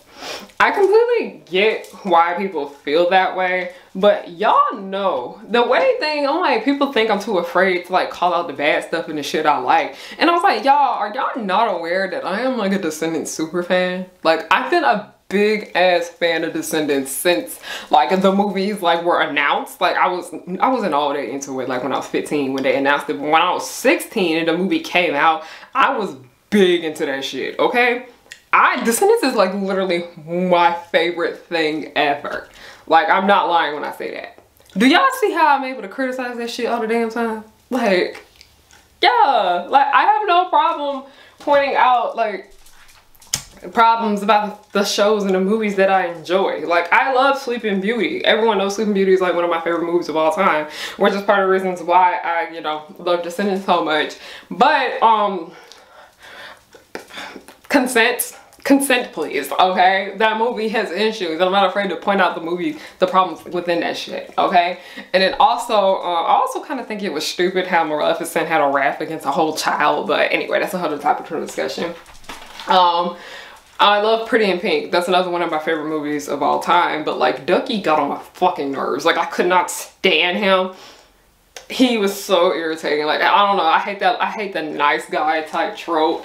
Like, I love Kim Possible. I hate that she ended up with Ron in the end. Like, I was just not here for that shit. And also my last favorite movie of all time, which is Scream. Misogyny. That movie has a big misogyny problem, okay? I love Scream with all my heart, but I'm not gonna sit here and act like a lot of this shit is just fucking perfect. And also, Scream, I love Scream, but it's like, they will never top the first film. They will never top the first film. Cause it's like, I noticed something when it's come to Scream. After the first movie like shook me. Like, the first time you ever watch Scream and don't know shit about it, it like shakes you to the core. But after like you know the formula of how the movies are gonna go, it's like you said, you kind of don't get that same thrill that you get from the first film. It's kind of a letdown after that. Oh, I'm gonna read this because Maddie, I love Maddie. She said, "You're a bad bitch who's incredible." That is correct. That is correct, man. Maddie, I miss you. We need to hang out. Okay, you guys haven't asked me a lot about Billie Eilish. Did she do something? Did she? Okay, I'm gonna gonna answer the Billie one and then we're gonna answer this next one. You don't care about Billie Eilish? I've been having like a lot of you guys send me questions about Billie Eilish. I think Billie Eilish is a very talented woman. Is she grown? Is she grown? Is she grown? I remember she was like 15 when I found out about her, and I was like 18, I think. I don't know. But I remember I used to listen to her like before she blew up. Like, it was weird. It's so weird how I find a lot of these people before they like blow up. Because, okay, give me a minute. It's always harder to do the ones in the back that are like at the top of my head. So I knew about her like when she released, like, you know, like before like she blew up. Like, I literally found her probably like 2 months before she blew up because one of my best friends from high school was telling me about her, and I really did like her you know, music, and I thought it was pretty good. I didn't like all her songs. I'm gonna be real. I didn't like that slow shit. I'm not into that unless it's like R&B slow shit. I'm not into poppy slow shit. I'm not. But I did enjoy her for the most part, and then, you know, she ended up getting a whole bunch of fans. It got a lot of like praise and attention, which was well deserved because, like I said, she's very talented. But okay, oh no. Okay, but Billie Eilish, I kind of just never cared too much for her, if that makes sense. Like, listen, I have not listened to none of her new shit. Like, I'm just being so real. I don't listen to no new Billie Eilish music. Like, I don't know. The only song I know from her that's new is that Stop, What the Hell Are You Talking About? Keep my pretty name out of your mouth. That's what you bitches need to do. But, that's like the only song I know from her that is more recent. So I love All the Good Girls Go to Hell. I fucking love that song. Everyone loves Bad Boy, okay? Bad Guy, not Bad Boy. I'm thinking of Cascada, Bad Guy. For the most part, I'm just not really like, I think I was really starting to like grow out of like my fandom stage for the most part when I discovered Billie Eilish, and that was like really kind of when I started to fall out. Like, when I realized a lot of Sabrina Carpenter fans were racist when I went to her concert, not once, not twice, but 3 times. That's when I really just stopped standing or like caring too much for a lot of white people in general, like white singer celebrities, and going to their concerts and shit like that. But Billie Eilish, I have nothing against her. She has said and done some like very questionable things, like especially the entire thing about how she said she relates to Cindy from the Boondocks, and I was like, you don't want to say that, ma'am. You don't want to say that. Don't keep that to yourself, Billie. But I don't have nothing against her. She's pretty unproblematic for the most part. It's just kind of like, there's just certain people I just kind of don't care too much for. And Billie Eilish is one of them. Like, people are saying she's flopping and whatnot, and I was like, I think she's doing pretty well. Like, that girl's still rich. People still streaming her music. She may not be as big as popular as she was once before, but she's doing okay. You feel as though you have a strong personality. Okay, yeah, this is something that I was talking to one of my friends about, where I was going off about how I feel like my personality can be a bit too much for people, because y'all know I'm always been very outspoken, very loud, very like in your face, always just been very sassy, but for the most part I'm still like nice for the most part. A lot of people don't like to see a black woman who, like, you know, stands her ground, sets boundaries, is free to speak her mind and shit like that. Who is this? Okay, it was a DM. But a lot of people don't seem to like my personality. They tell me that I'm too much and I need to tone it down and yada yada yada, and it just kind of irritates me because, like I said, I feel like it just, I already know this just goes for everybody. You are not for everybody. Not everyone is going to like you. Not everyone is going to like vibe with you for the most part. But that just is my just how I've been feeling about it. I've just been feeling like I'm too much for people, and I need to tone down for my personality. And I was like, no, first of all, do not make yourself smaller for anybody. Like, you have this big ass personality and you should embrace that shit. You always have. Like, people that have known me since I was like little, they be like, yeah, you've always been like that, and I don't want you to change it about you because it makes people feel uncomfortable. Like, people don't like it when a black woman is really like confident in who she is, and then they try to find every little problem about her to like bring her down and like pick her apart and weird shit like that. And it really started to bother me because a lot of white women that I watch on YouTube, no shade to them, like I'm not sitting here and talking shit about like white women because I said something earlier about how I don't really care too much for white singers no more, like going to their concerts and shit after that stuff. But when it comes to like a lot of white women on YouTube, specifically those that do commentary, a lot of people tend to like the ones that are a bit sassy. And you guys will talk about, oh, I love that about her. I love how sassy she is. And my sass, like I thought about it and I was like, my sass is no different than Lindsay Ellis's, Jenny Nicholson, especially Swell Entertainment. I really enjoy Swell Entertainment, by the way. But I just can't help but notice when I look in their comment sections and I see people talking about them, they're praising them for their sass and shit like that. And their sass ain't no different than mine. But people tell me that when I'm sassy, I have a nasty attitude, or I'm being mean, or I'm being rude, or I'm being a bitch, or I have an ego, and I'm like, I'm cocky or something like that. And I'm just like, no, it's not. Like, and I'm like very humble, y'all. Like, I live a very humble life. Well, do I? Because like at the end of the day, you work in the film industry. You're literally working to become a model and a filmmaker. Do you live humbly? But I think I live as humbly as I can. Like, a lot of people just say like my ego is big. I'm like, y'all, I still live with like my dad. I'm a college kid. Like, I literally shop at Walmart every fucking week. Like, I don't like I don't have, like, I do have a few like designer purses and shit like that, but almost all of those designer purses are thrifted.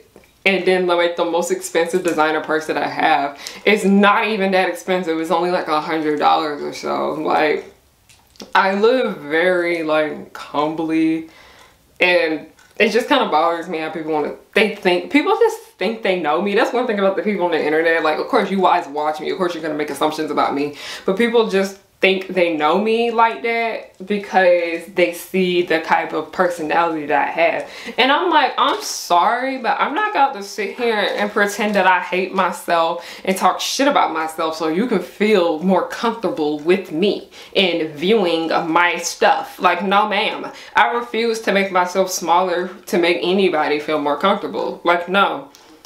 It's just a lot of, you know, I wouldn't really, it is misogynoir, but it's also just like people are still getting used to black women that are confident in themselves. And I noticed that a lot of this shit does come from other black women, where black women talk about other black women need to be humbled and shit like that. It's misogynoir all around. There's a lot of misogynoir, but like from other races, and then there's a lot of misogynoir within our own community. It's specifically misogynoir that comes from black women. It's a lot of, it's a lot.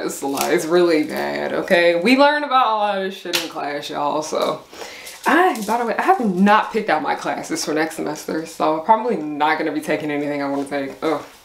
And this is a funny, you're in love with Natalie.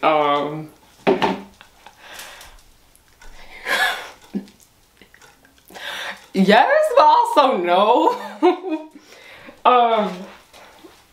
Natalie, for the most part, is a character that's very important to me. Like how harriyannahook is very important to me. As you guys know, like my love from harriyannahook came from when I was 18 and I watched Descendants 2 on the premiere.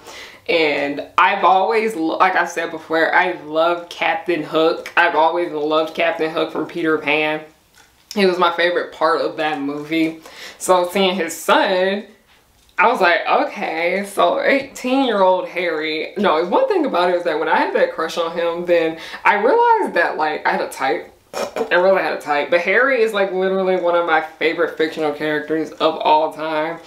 And I just like have just grown attached to him. Like I've been attached to him since I left high school. Like it's very, but like standing Harry, honestly, you know, helped me become Harry who I am today. Like if it weren't for harriyannahook, I would not have this brand that I have now.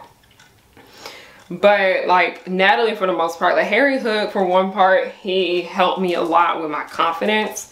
But Nathalie, on the other hand, she helped me see a lot of my flaws for the most part. Like Nathalie really helped me. Like I love Nathalie. I wouldn't really say I relate to her, but a lot of the toxic traits that she does have, I have, and I have done so much better this year to fix those things about me. I like grown attached to Nathalie too, for the most part, because I've like sat and like actually like when I actually started to pay more attention to her, as I've like I said, I've always known who she is. I've always watched Miraculous fucking Ladybug, but once I started to pay more attention to her, that's when I actually started to, you know, appreciate her more as a person instead of just a villain, if that makes sense. Like Nathalie, I know people are still gonna have their opinions on Nathalie, but I personally, because the thing about it is that one thing a lot of people don't seem to get is that harriyannahook was a villain too. Like people, it's kind of hard in Descendants to distinguish who the villain is, because Malbertha was the worst of them all. But and she was seen as the hero, written as the hero. One thing a lot of people don't seem to get is that harriyannahook, he was the villain of the story. Like he was one of the villains. And I don't know why, I always kind of gravitate towards like villains that don't really feel too much like villains. So I feel like because Harry, even though he was the bad guy, Chun-Li, I gravitated towards him because he didn't really feel like a bad guy. And that's how I feel about Nathalie. She doesn't really feel like a bad, like, she doesn't feel like a villain to me. Like, yeah, she is a villain, but because when you see how complex she is, you realize, she's honestly not just a villain. She's just a really sad woman. Like, and I adore Nathalie. I have grown very attached to her this year. Like, I like joke around and I say like Nathalie is a waifu and shit like that. And I like say she's my wife and shit like that. But like, I just be joking around though. But I really do love Nathalie. And I just like have like numerous people like send me messages. Like when I do Q&As and shit like that. And somebody was like, oh. I even posted a TikTok before about it, but people would be like, Harriyanna straight until somebody ring up Nathalie, and I'm like, maybe not. But I just appreciate her so much as a character. And also, it's weird because like I don't know why I always kind of gravitate towards fictional characters that kind of resemble me in a way. She looks like me. It's so weird. Like she looks like me. Like we have the same like facial structure. Like my eyes are like a bit smaller than hers, but like by the way my like mouth is, like the way my nose goes and like the way my mouth is, and it's like I have like kind of like a natural like pouty face, because I remember people would tell me that like I have like a resting bitch face. Like that's just my face. Like I just have like a really natural like pouty face like she does. And people, like, she resembles me a lot. I think she's really, really pretty. Like, I think she's pretty regardless, but I feel like part of the reason why I think she's so pretty is because she kind of looks like me. You guys should like characters that look like you, y'all. It helps you a lot with your confidence, by the way. But I think she's gorgeous, though. She just be wearing them ugly ass outfits. And she had that ugly ass bun on her head. But I adore Nathalie. I think she's a very complex character, and she dies. Me and Thomas ass cheeks are gonna have a word, because I don't appreciate that shit whatsoever. I do not. This is another question that I've gotten. I've answered this one in my last one. It was like your ace. Someone asked me if I was bisexual in my last one, and another person asked me if I'm ace in this one. And the answer is to no to both of those. For the longest, I'm sorry. Allergies. For the longest, I did identify as ace, but in your 20s, you go through a lot of changes and shit like that. I've always identified as ace, but at the same time, I have been like open about how I've only been attracted to men, and I still am pretty much only attracted to men for the most part. I've always identified as ace for the most part, but I finally am identifying as a heterosexual woman. For the longest, I only just identified as a gray ace or a asexual woman, but I feel like I'm kind of like, and then I was like, okay, I'm a asexual, no, I'm a heterosexual woman, but I feel like I'm kind of like in the middle ground when it comes to, you know, heterosexual and asexual. Like, I found out the name of it, like what I'm kind of like into like that, whereas like I like the idea of like, you know, sex and dating and like relationships and shit like that, but I don't actually care to have that. I'm sorry my camera cut off, but it's like you're like straight but like you're not. I just kind of don't care too much to have like a relationship. Like, yeah, that would be nice, but I'll be like fine without it. I don't really care, because I remember people used to try to make me feel bad for saying I didn't want to date, and I was like, I don't. Men are frustrating. Men are just too much to deal with sometimes, and I'd rather not. I'd rather protect my own peace. I'd rather write and do other stuff that brings me pleasure besides finding another person in life that will bring that for me.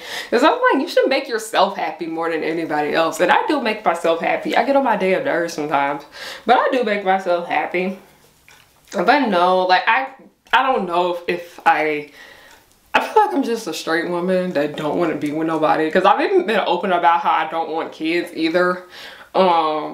There's nothing about motherhood that appeals to me. I do not find that to be cute. I'm sorry, I don't.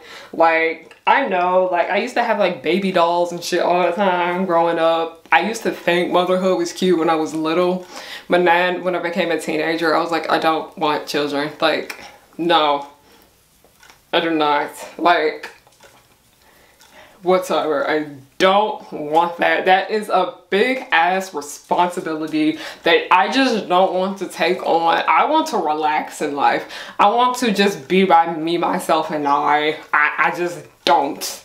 I don't have the mental, I'm not mentally stable enough to take care of another human being. And that's the reason why we have so many unhappy parents nowadays. They know they can't handle children.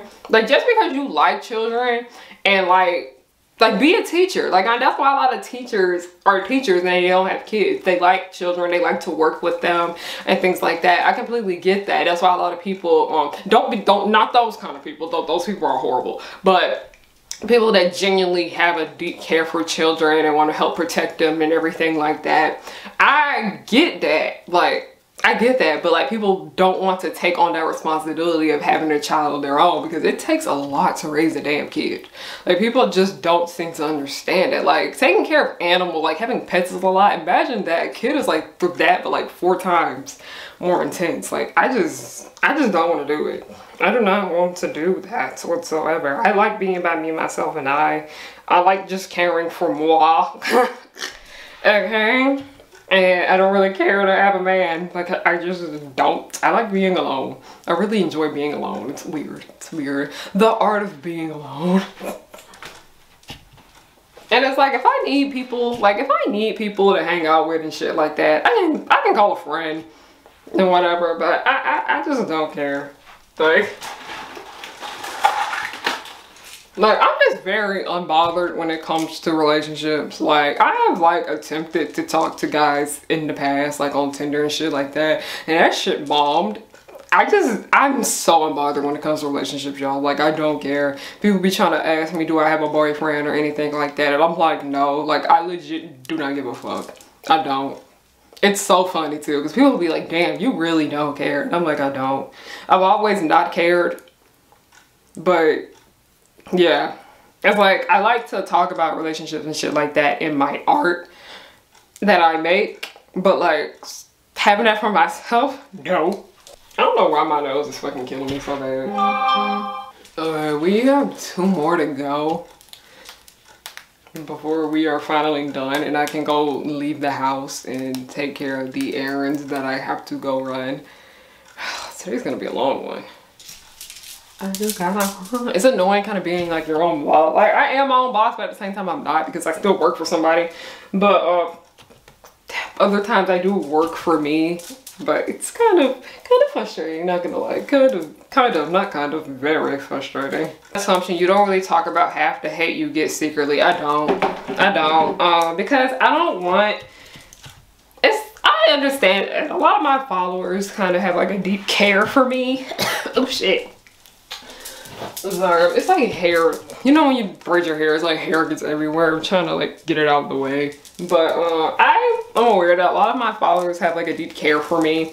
And a lot of my friends that I have, they care for me a lot too. A lot of people know that I'm very like fragile, very sweet and things like that. And like I said, I've always been like pretty nice, and people like would take advantage of that. My friends are aware of it too. I don't like to have people worrying about me. Like, I do open up from time to time about like people do being mean to me and whatnot, but it's like it's not nearly as much. Like the stuff that I've shown you, it's like 5 times more than that. Like, it's not everything too. Like, especially with the stuff going on with that PP girl that's been bothering me. It's been very rough. It's brutal out here. For sure. Olivia said it best. It's not easy to deal with, y'all. Like, I know, like, it was something Tyler the Creator had said, like, cyberbullying ain't real, close your eyes and shit like that. But I'm like, no, it is real. Like, words can hurt. And I've noticed a lot of like the bullying that I've dealt with, like growing up, was like, you know, people saying mean, hurtful things to me opposed to them. Like, I've had like people put their hands on me and stuff like that before, but like a lot of the bullying that I've dealt with, it was like a lot of verbal stuff. A lot of people talk like cyberbullying me on the internet and whatnot. Like, people are just very, very mean. And one thing about a lot of people on the internet, a lot of people on the internet just talk shit and don't do nothing. Because I try to like take it with a grain of salt, because I've noticed that a lot of people that do talk the most shit online, they don't make anything, or what they make is shit. Like, it's not worth looking at. Like, it's not good. It's not good content whatsoever. So I shouldn't let that get to me. But I just kind of am not all that. I kind of keep a lot of, that's not a good thing though, to be honest.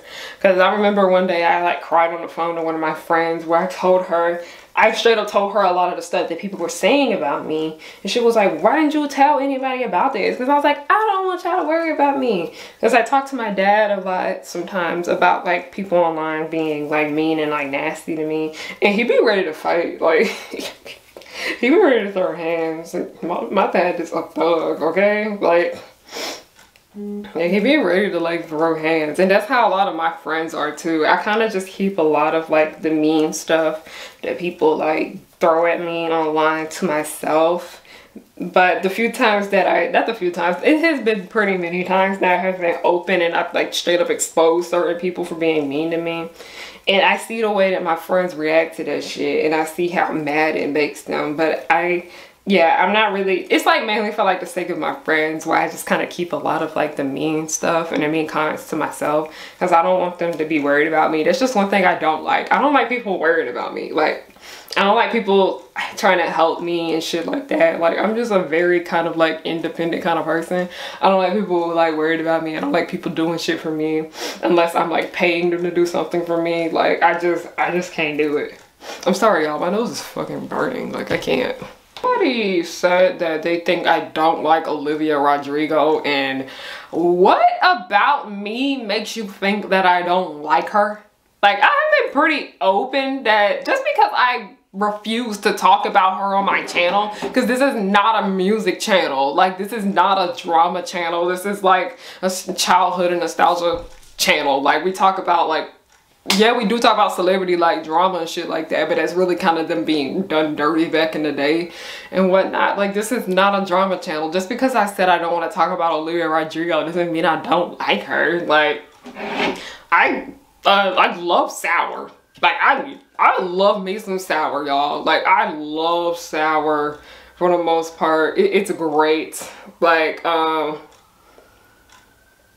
it's an amazing ass album, and I think everyone should give it a listen. I don't like all the songs on Sour, I'm gonna be real, but like, they're not all bad songs. It's just I don't really like slow songs like that. I like her more upbeat shit. Okay, someone asked, I have ADHD. No, I have OCD. I have been showing symptoms though of ADHD in the last, like, I'd say 4 years. I have shown symptoms for it, that I have not, like, you know, gone to the doctor or anything about that. But for sure I have OCD. But ADHD, it does run in our family. That's something that I have learned this year.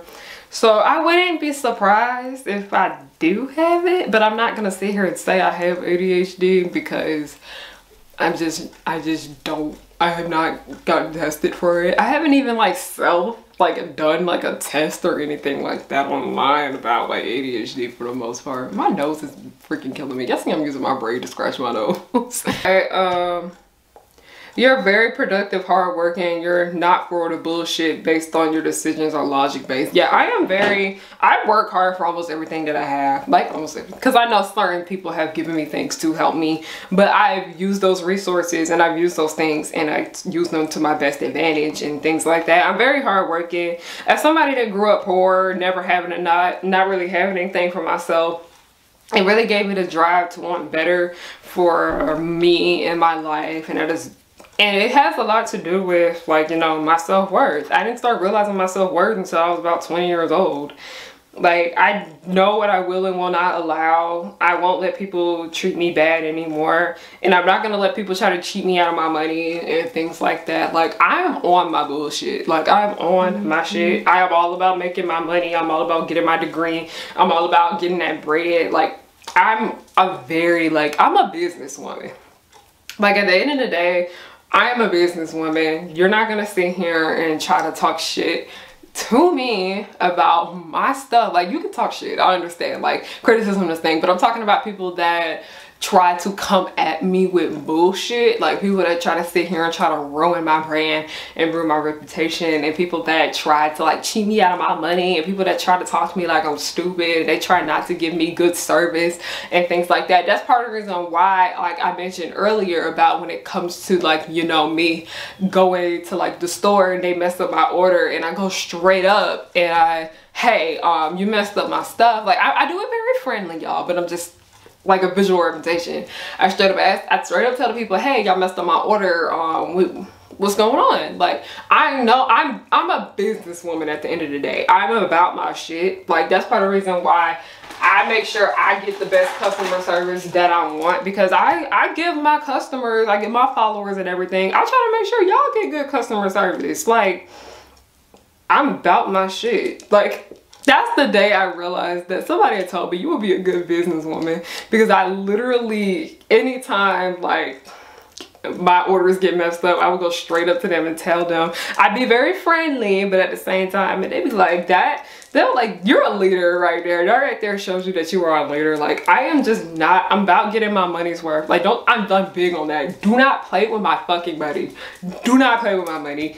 Do not play with my, like, that's just one thing I really don't play about. I don't play about my dad. I don't play about my sister. I don't play about my friends, and I don't play about my money. I do not. I was like, sit here and talk your shit about me, say whatever the fuck you want to say about me and my work and whatnot, but one thing you not gonna do is try to take my bag away from me. You're not gonna do that. You're not gonna do that, man. Y'all, we only have one braid left. One braid. One fucking braid. Y'all, my nose is killing me. We're almost done. We only have to do this one right here and then we're done. So let's go ahead and pull up another question. I like coffee. No, I hate coffee, actually. I do not. I do not like coffee. This is a good one. I really like this one right here. We're probably just gonna use this one to end up the video. I assume you've always been the geeky type and probably received anywhere from teasing, social pariah, or bullying for being a black nerd. Hence now why you speak your mind so confident and will take absolutely no bullshit from the audience. Yeah, as a black girl who, you know, grew up in a black area for sure. Like, I've stated that earlier before in this video. I have grown up in a predominantly black area, so I don't really have experiences of growing up with white kids or say what I say, but I do know, like, growing up with being a nerd in a lower income area. It's not the best. It's not the best. When the black, like, I've talked about this before. People were just being dickheads about it. So it's my channel. I can say what the fuck I want over here. You don't like it and leave. But for the most part, people, like black people that, because I remember I saw this post on Tumblr when it was like, y'all need to stop calling, because I remember I used to get called white a lot when I was little because I was really into, like, you know, animation and, you know, comic books and like superheroes and all that shit. I used to like get called, like, sorry, my hair, I gotta make sure I grease my scalp. I did not do that. I used to get called like a white a lot, and I remember I saw this post on Tumblr and it was like, y'all need to stop calling black kids that have interests outside of, like, you know, stuff that is labeled as black stuff, like, you know, hip-hop and like all that shit. Like, I was like, y'all need to stop doing that to black kids. This shit is damaging, and it makes them think that they're not allowed to have interests that are like outside of like their culture and whatnot.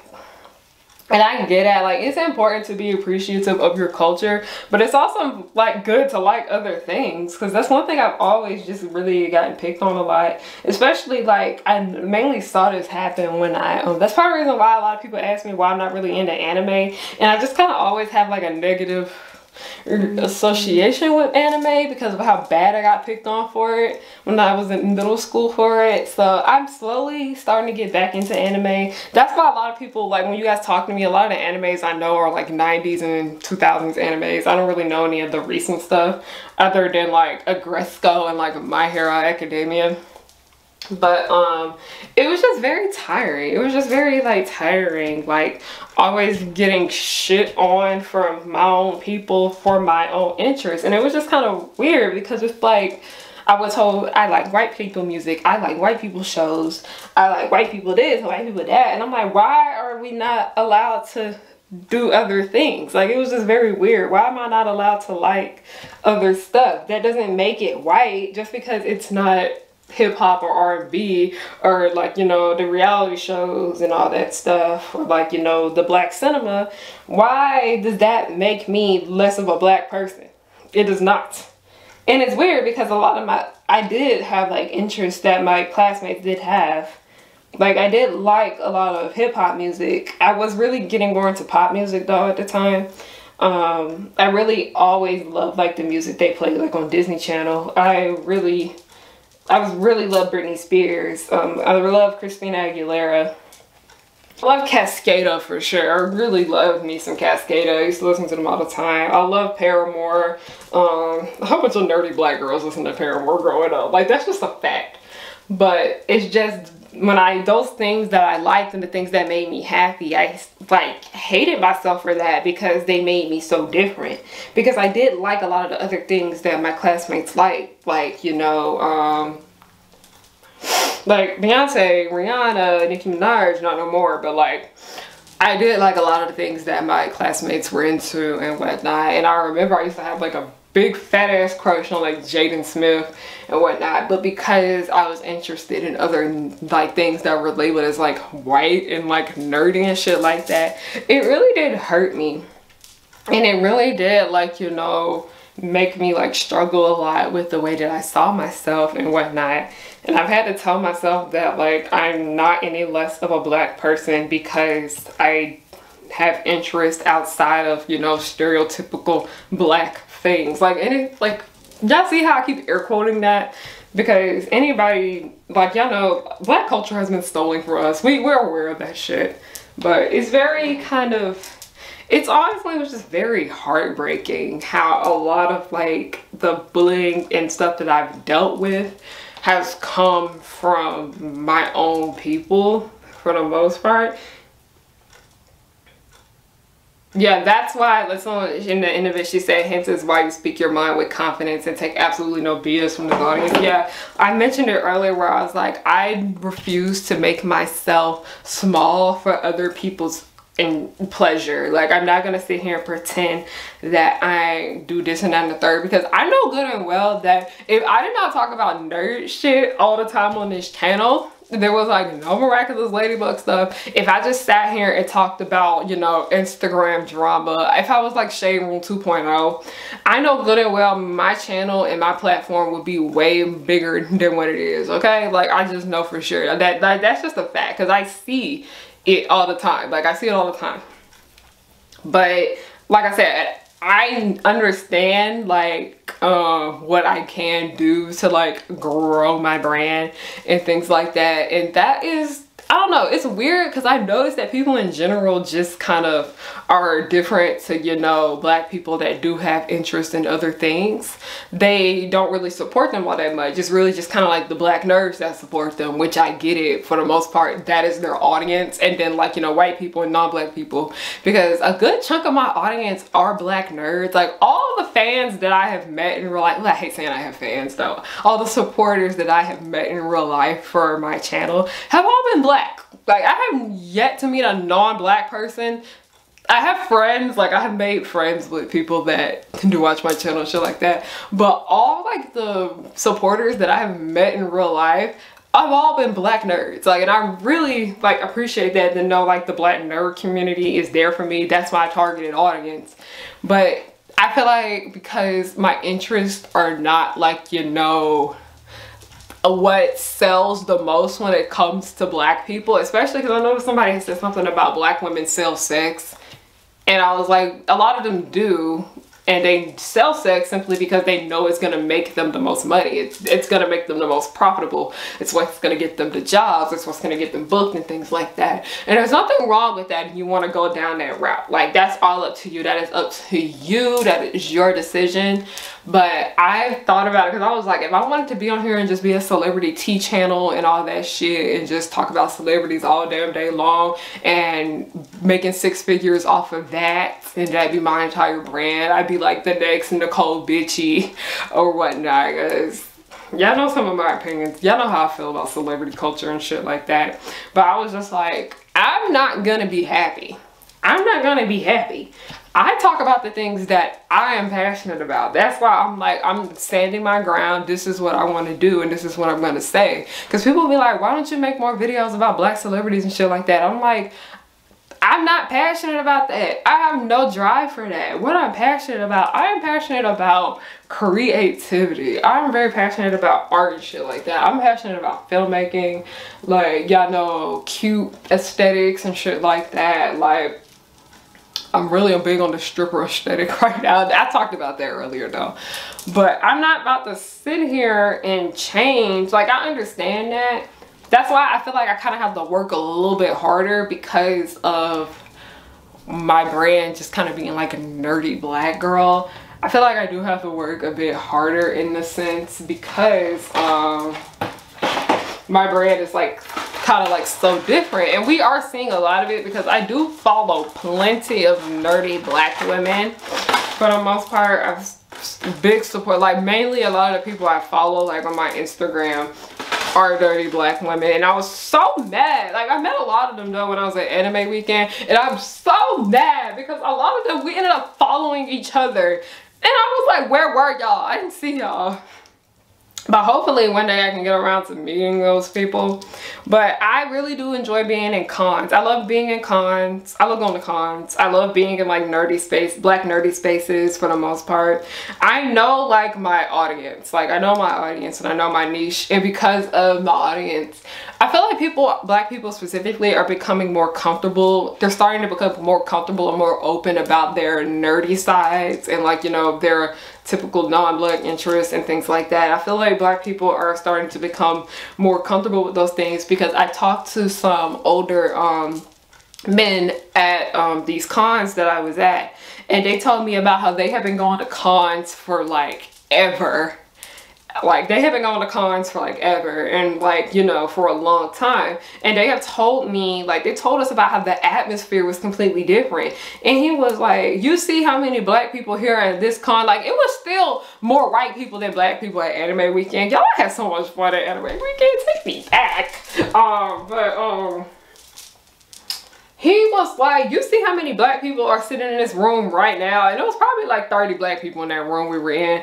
And he was like, it wouldn't even be this many people at cons. And we were talking about how he basically was talking about it like makes him happy to see like our generation, like the younger generation, and then the older people too are starting to become more comfortable with embracing this side of them that was just kind of shunned for the longest.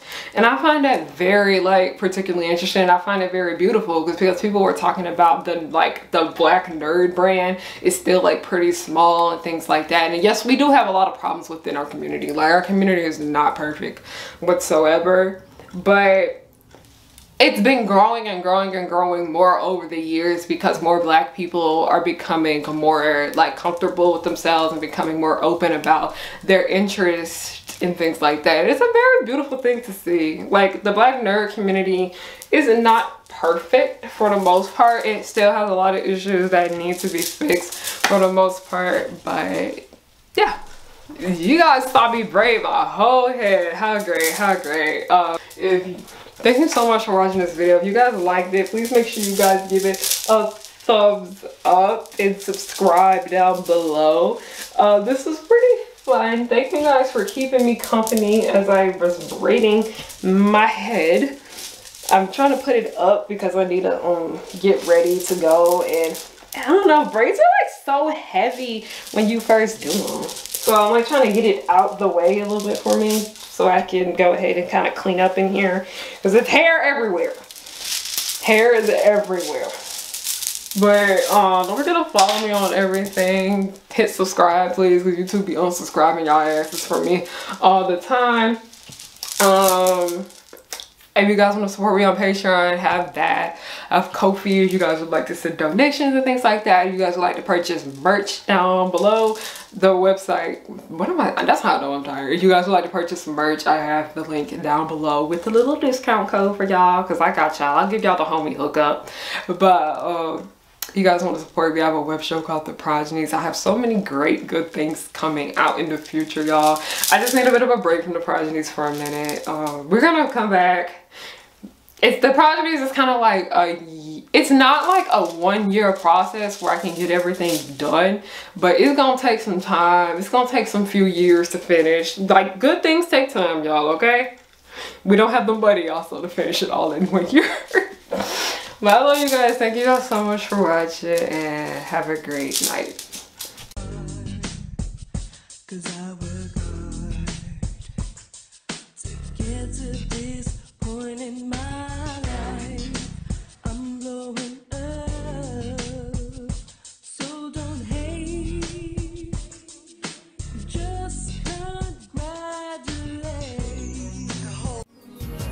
The Powerpuff Girls will just blow your mind. Buttercup like villains 3 at a time. Bubbles will smile while kicking your butt, and Blossom will lead them out of their rut. Cherish and Powerpuff, 2 of a kind. Both wanna save the world before bedtime. From Townsville, Memphis, New York to LA, the Powerpuff Girls are just here to stay.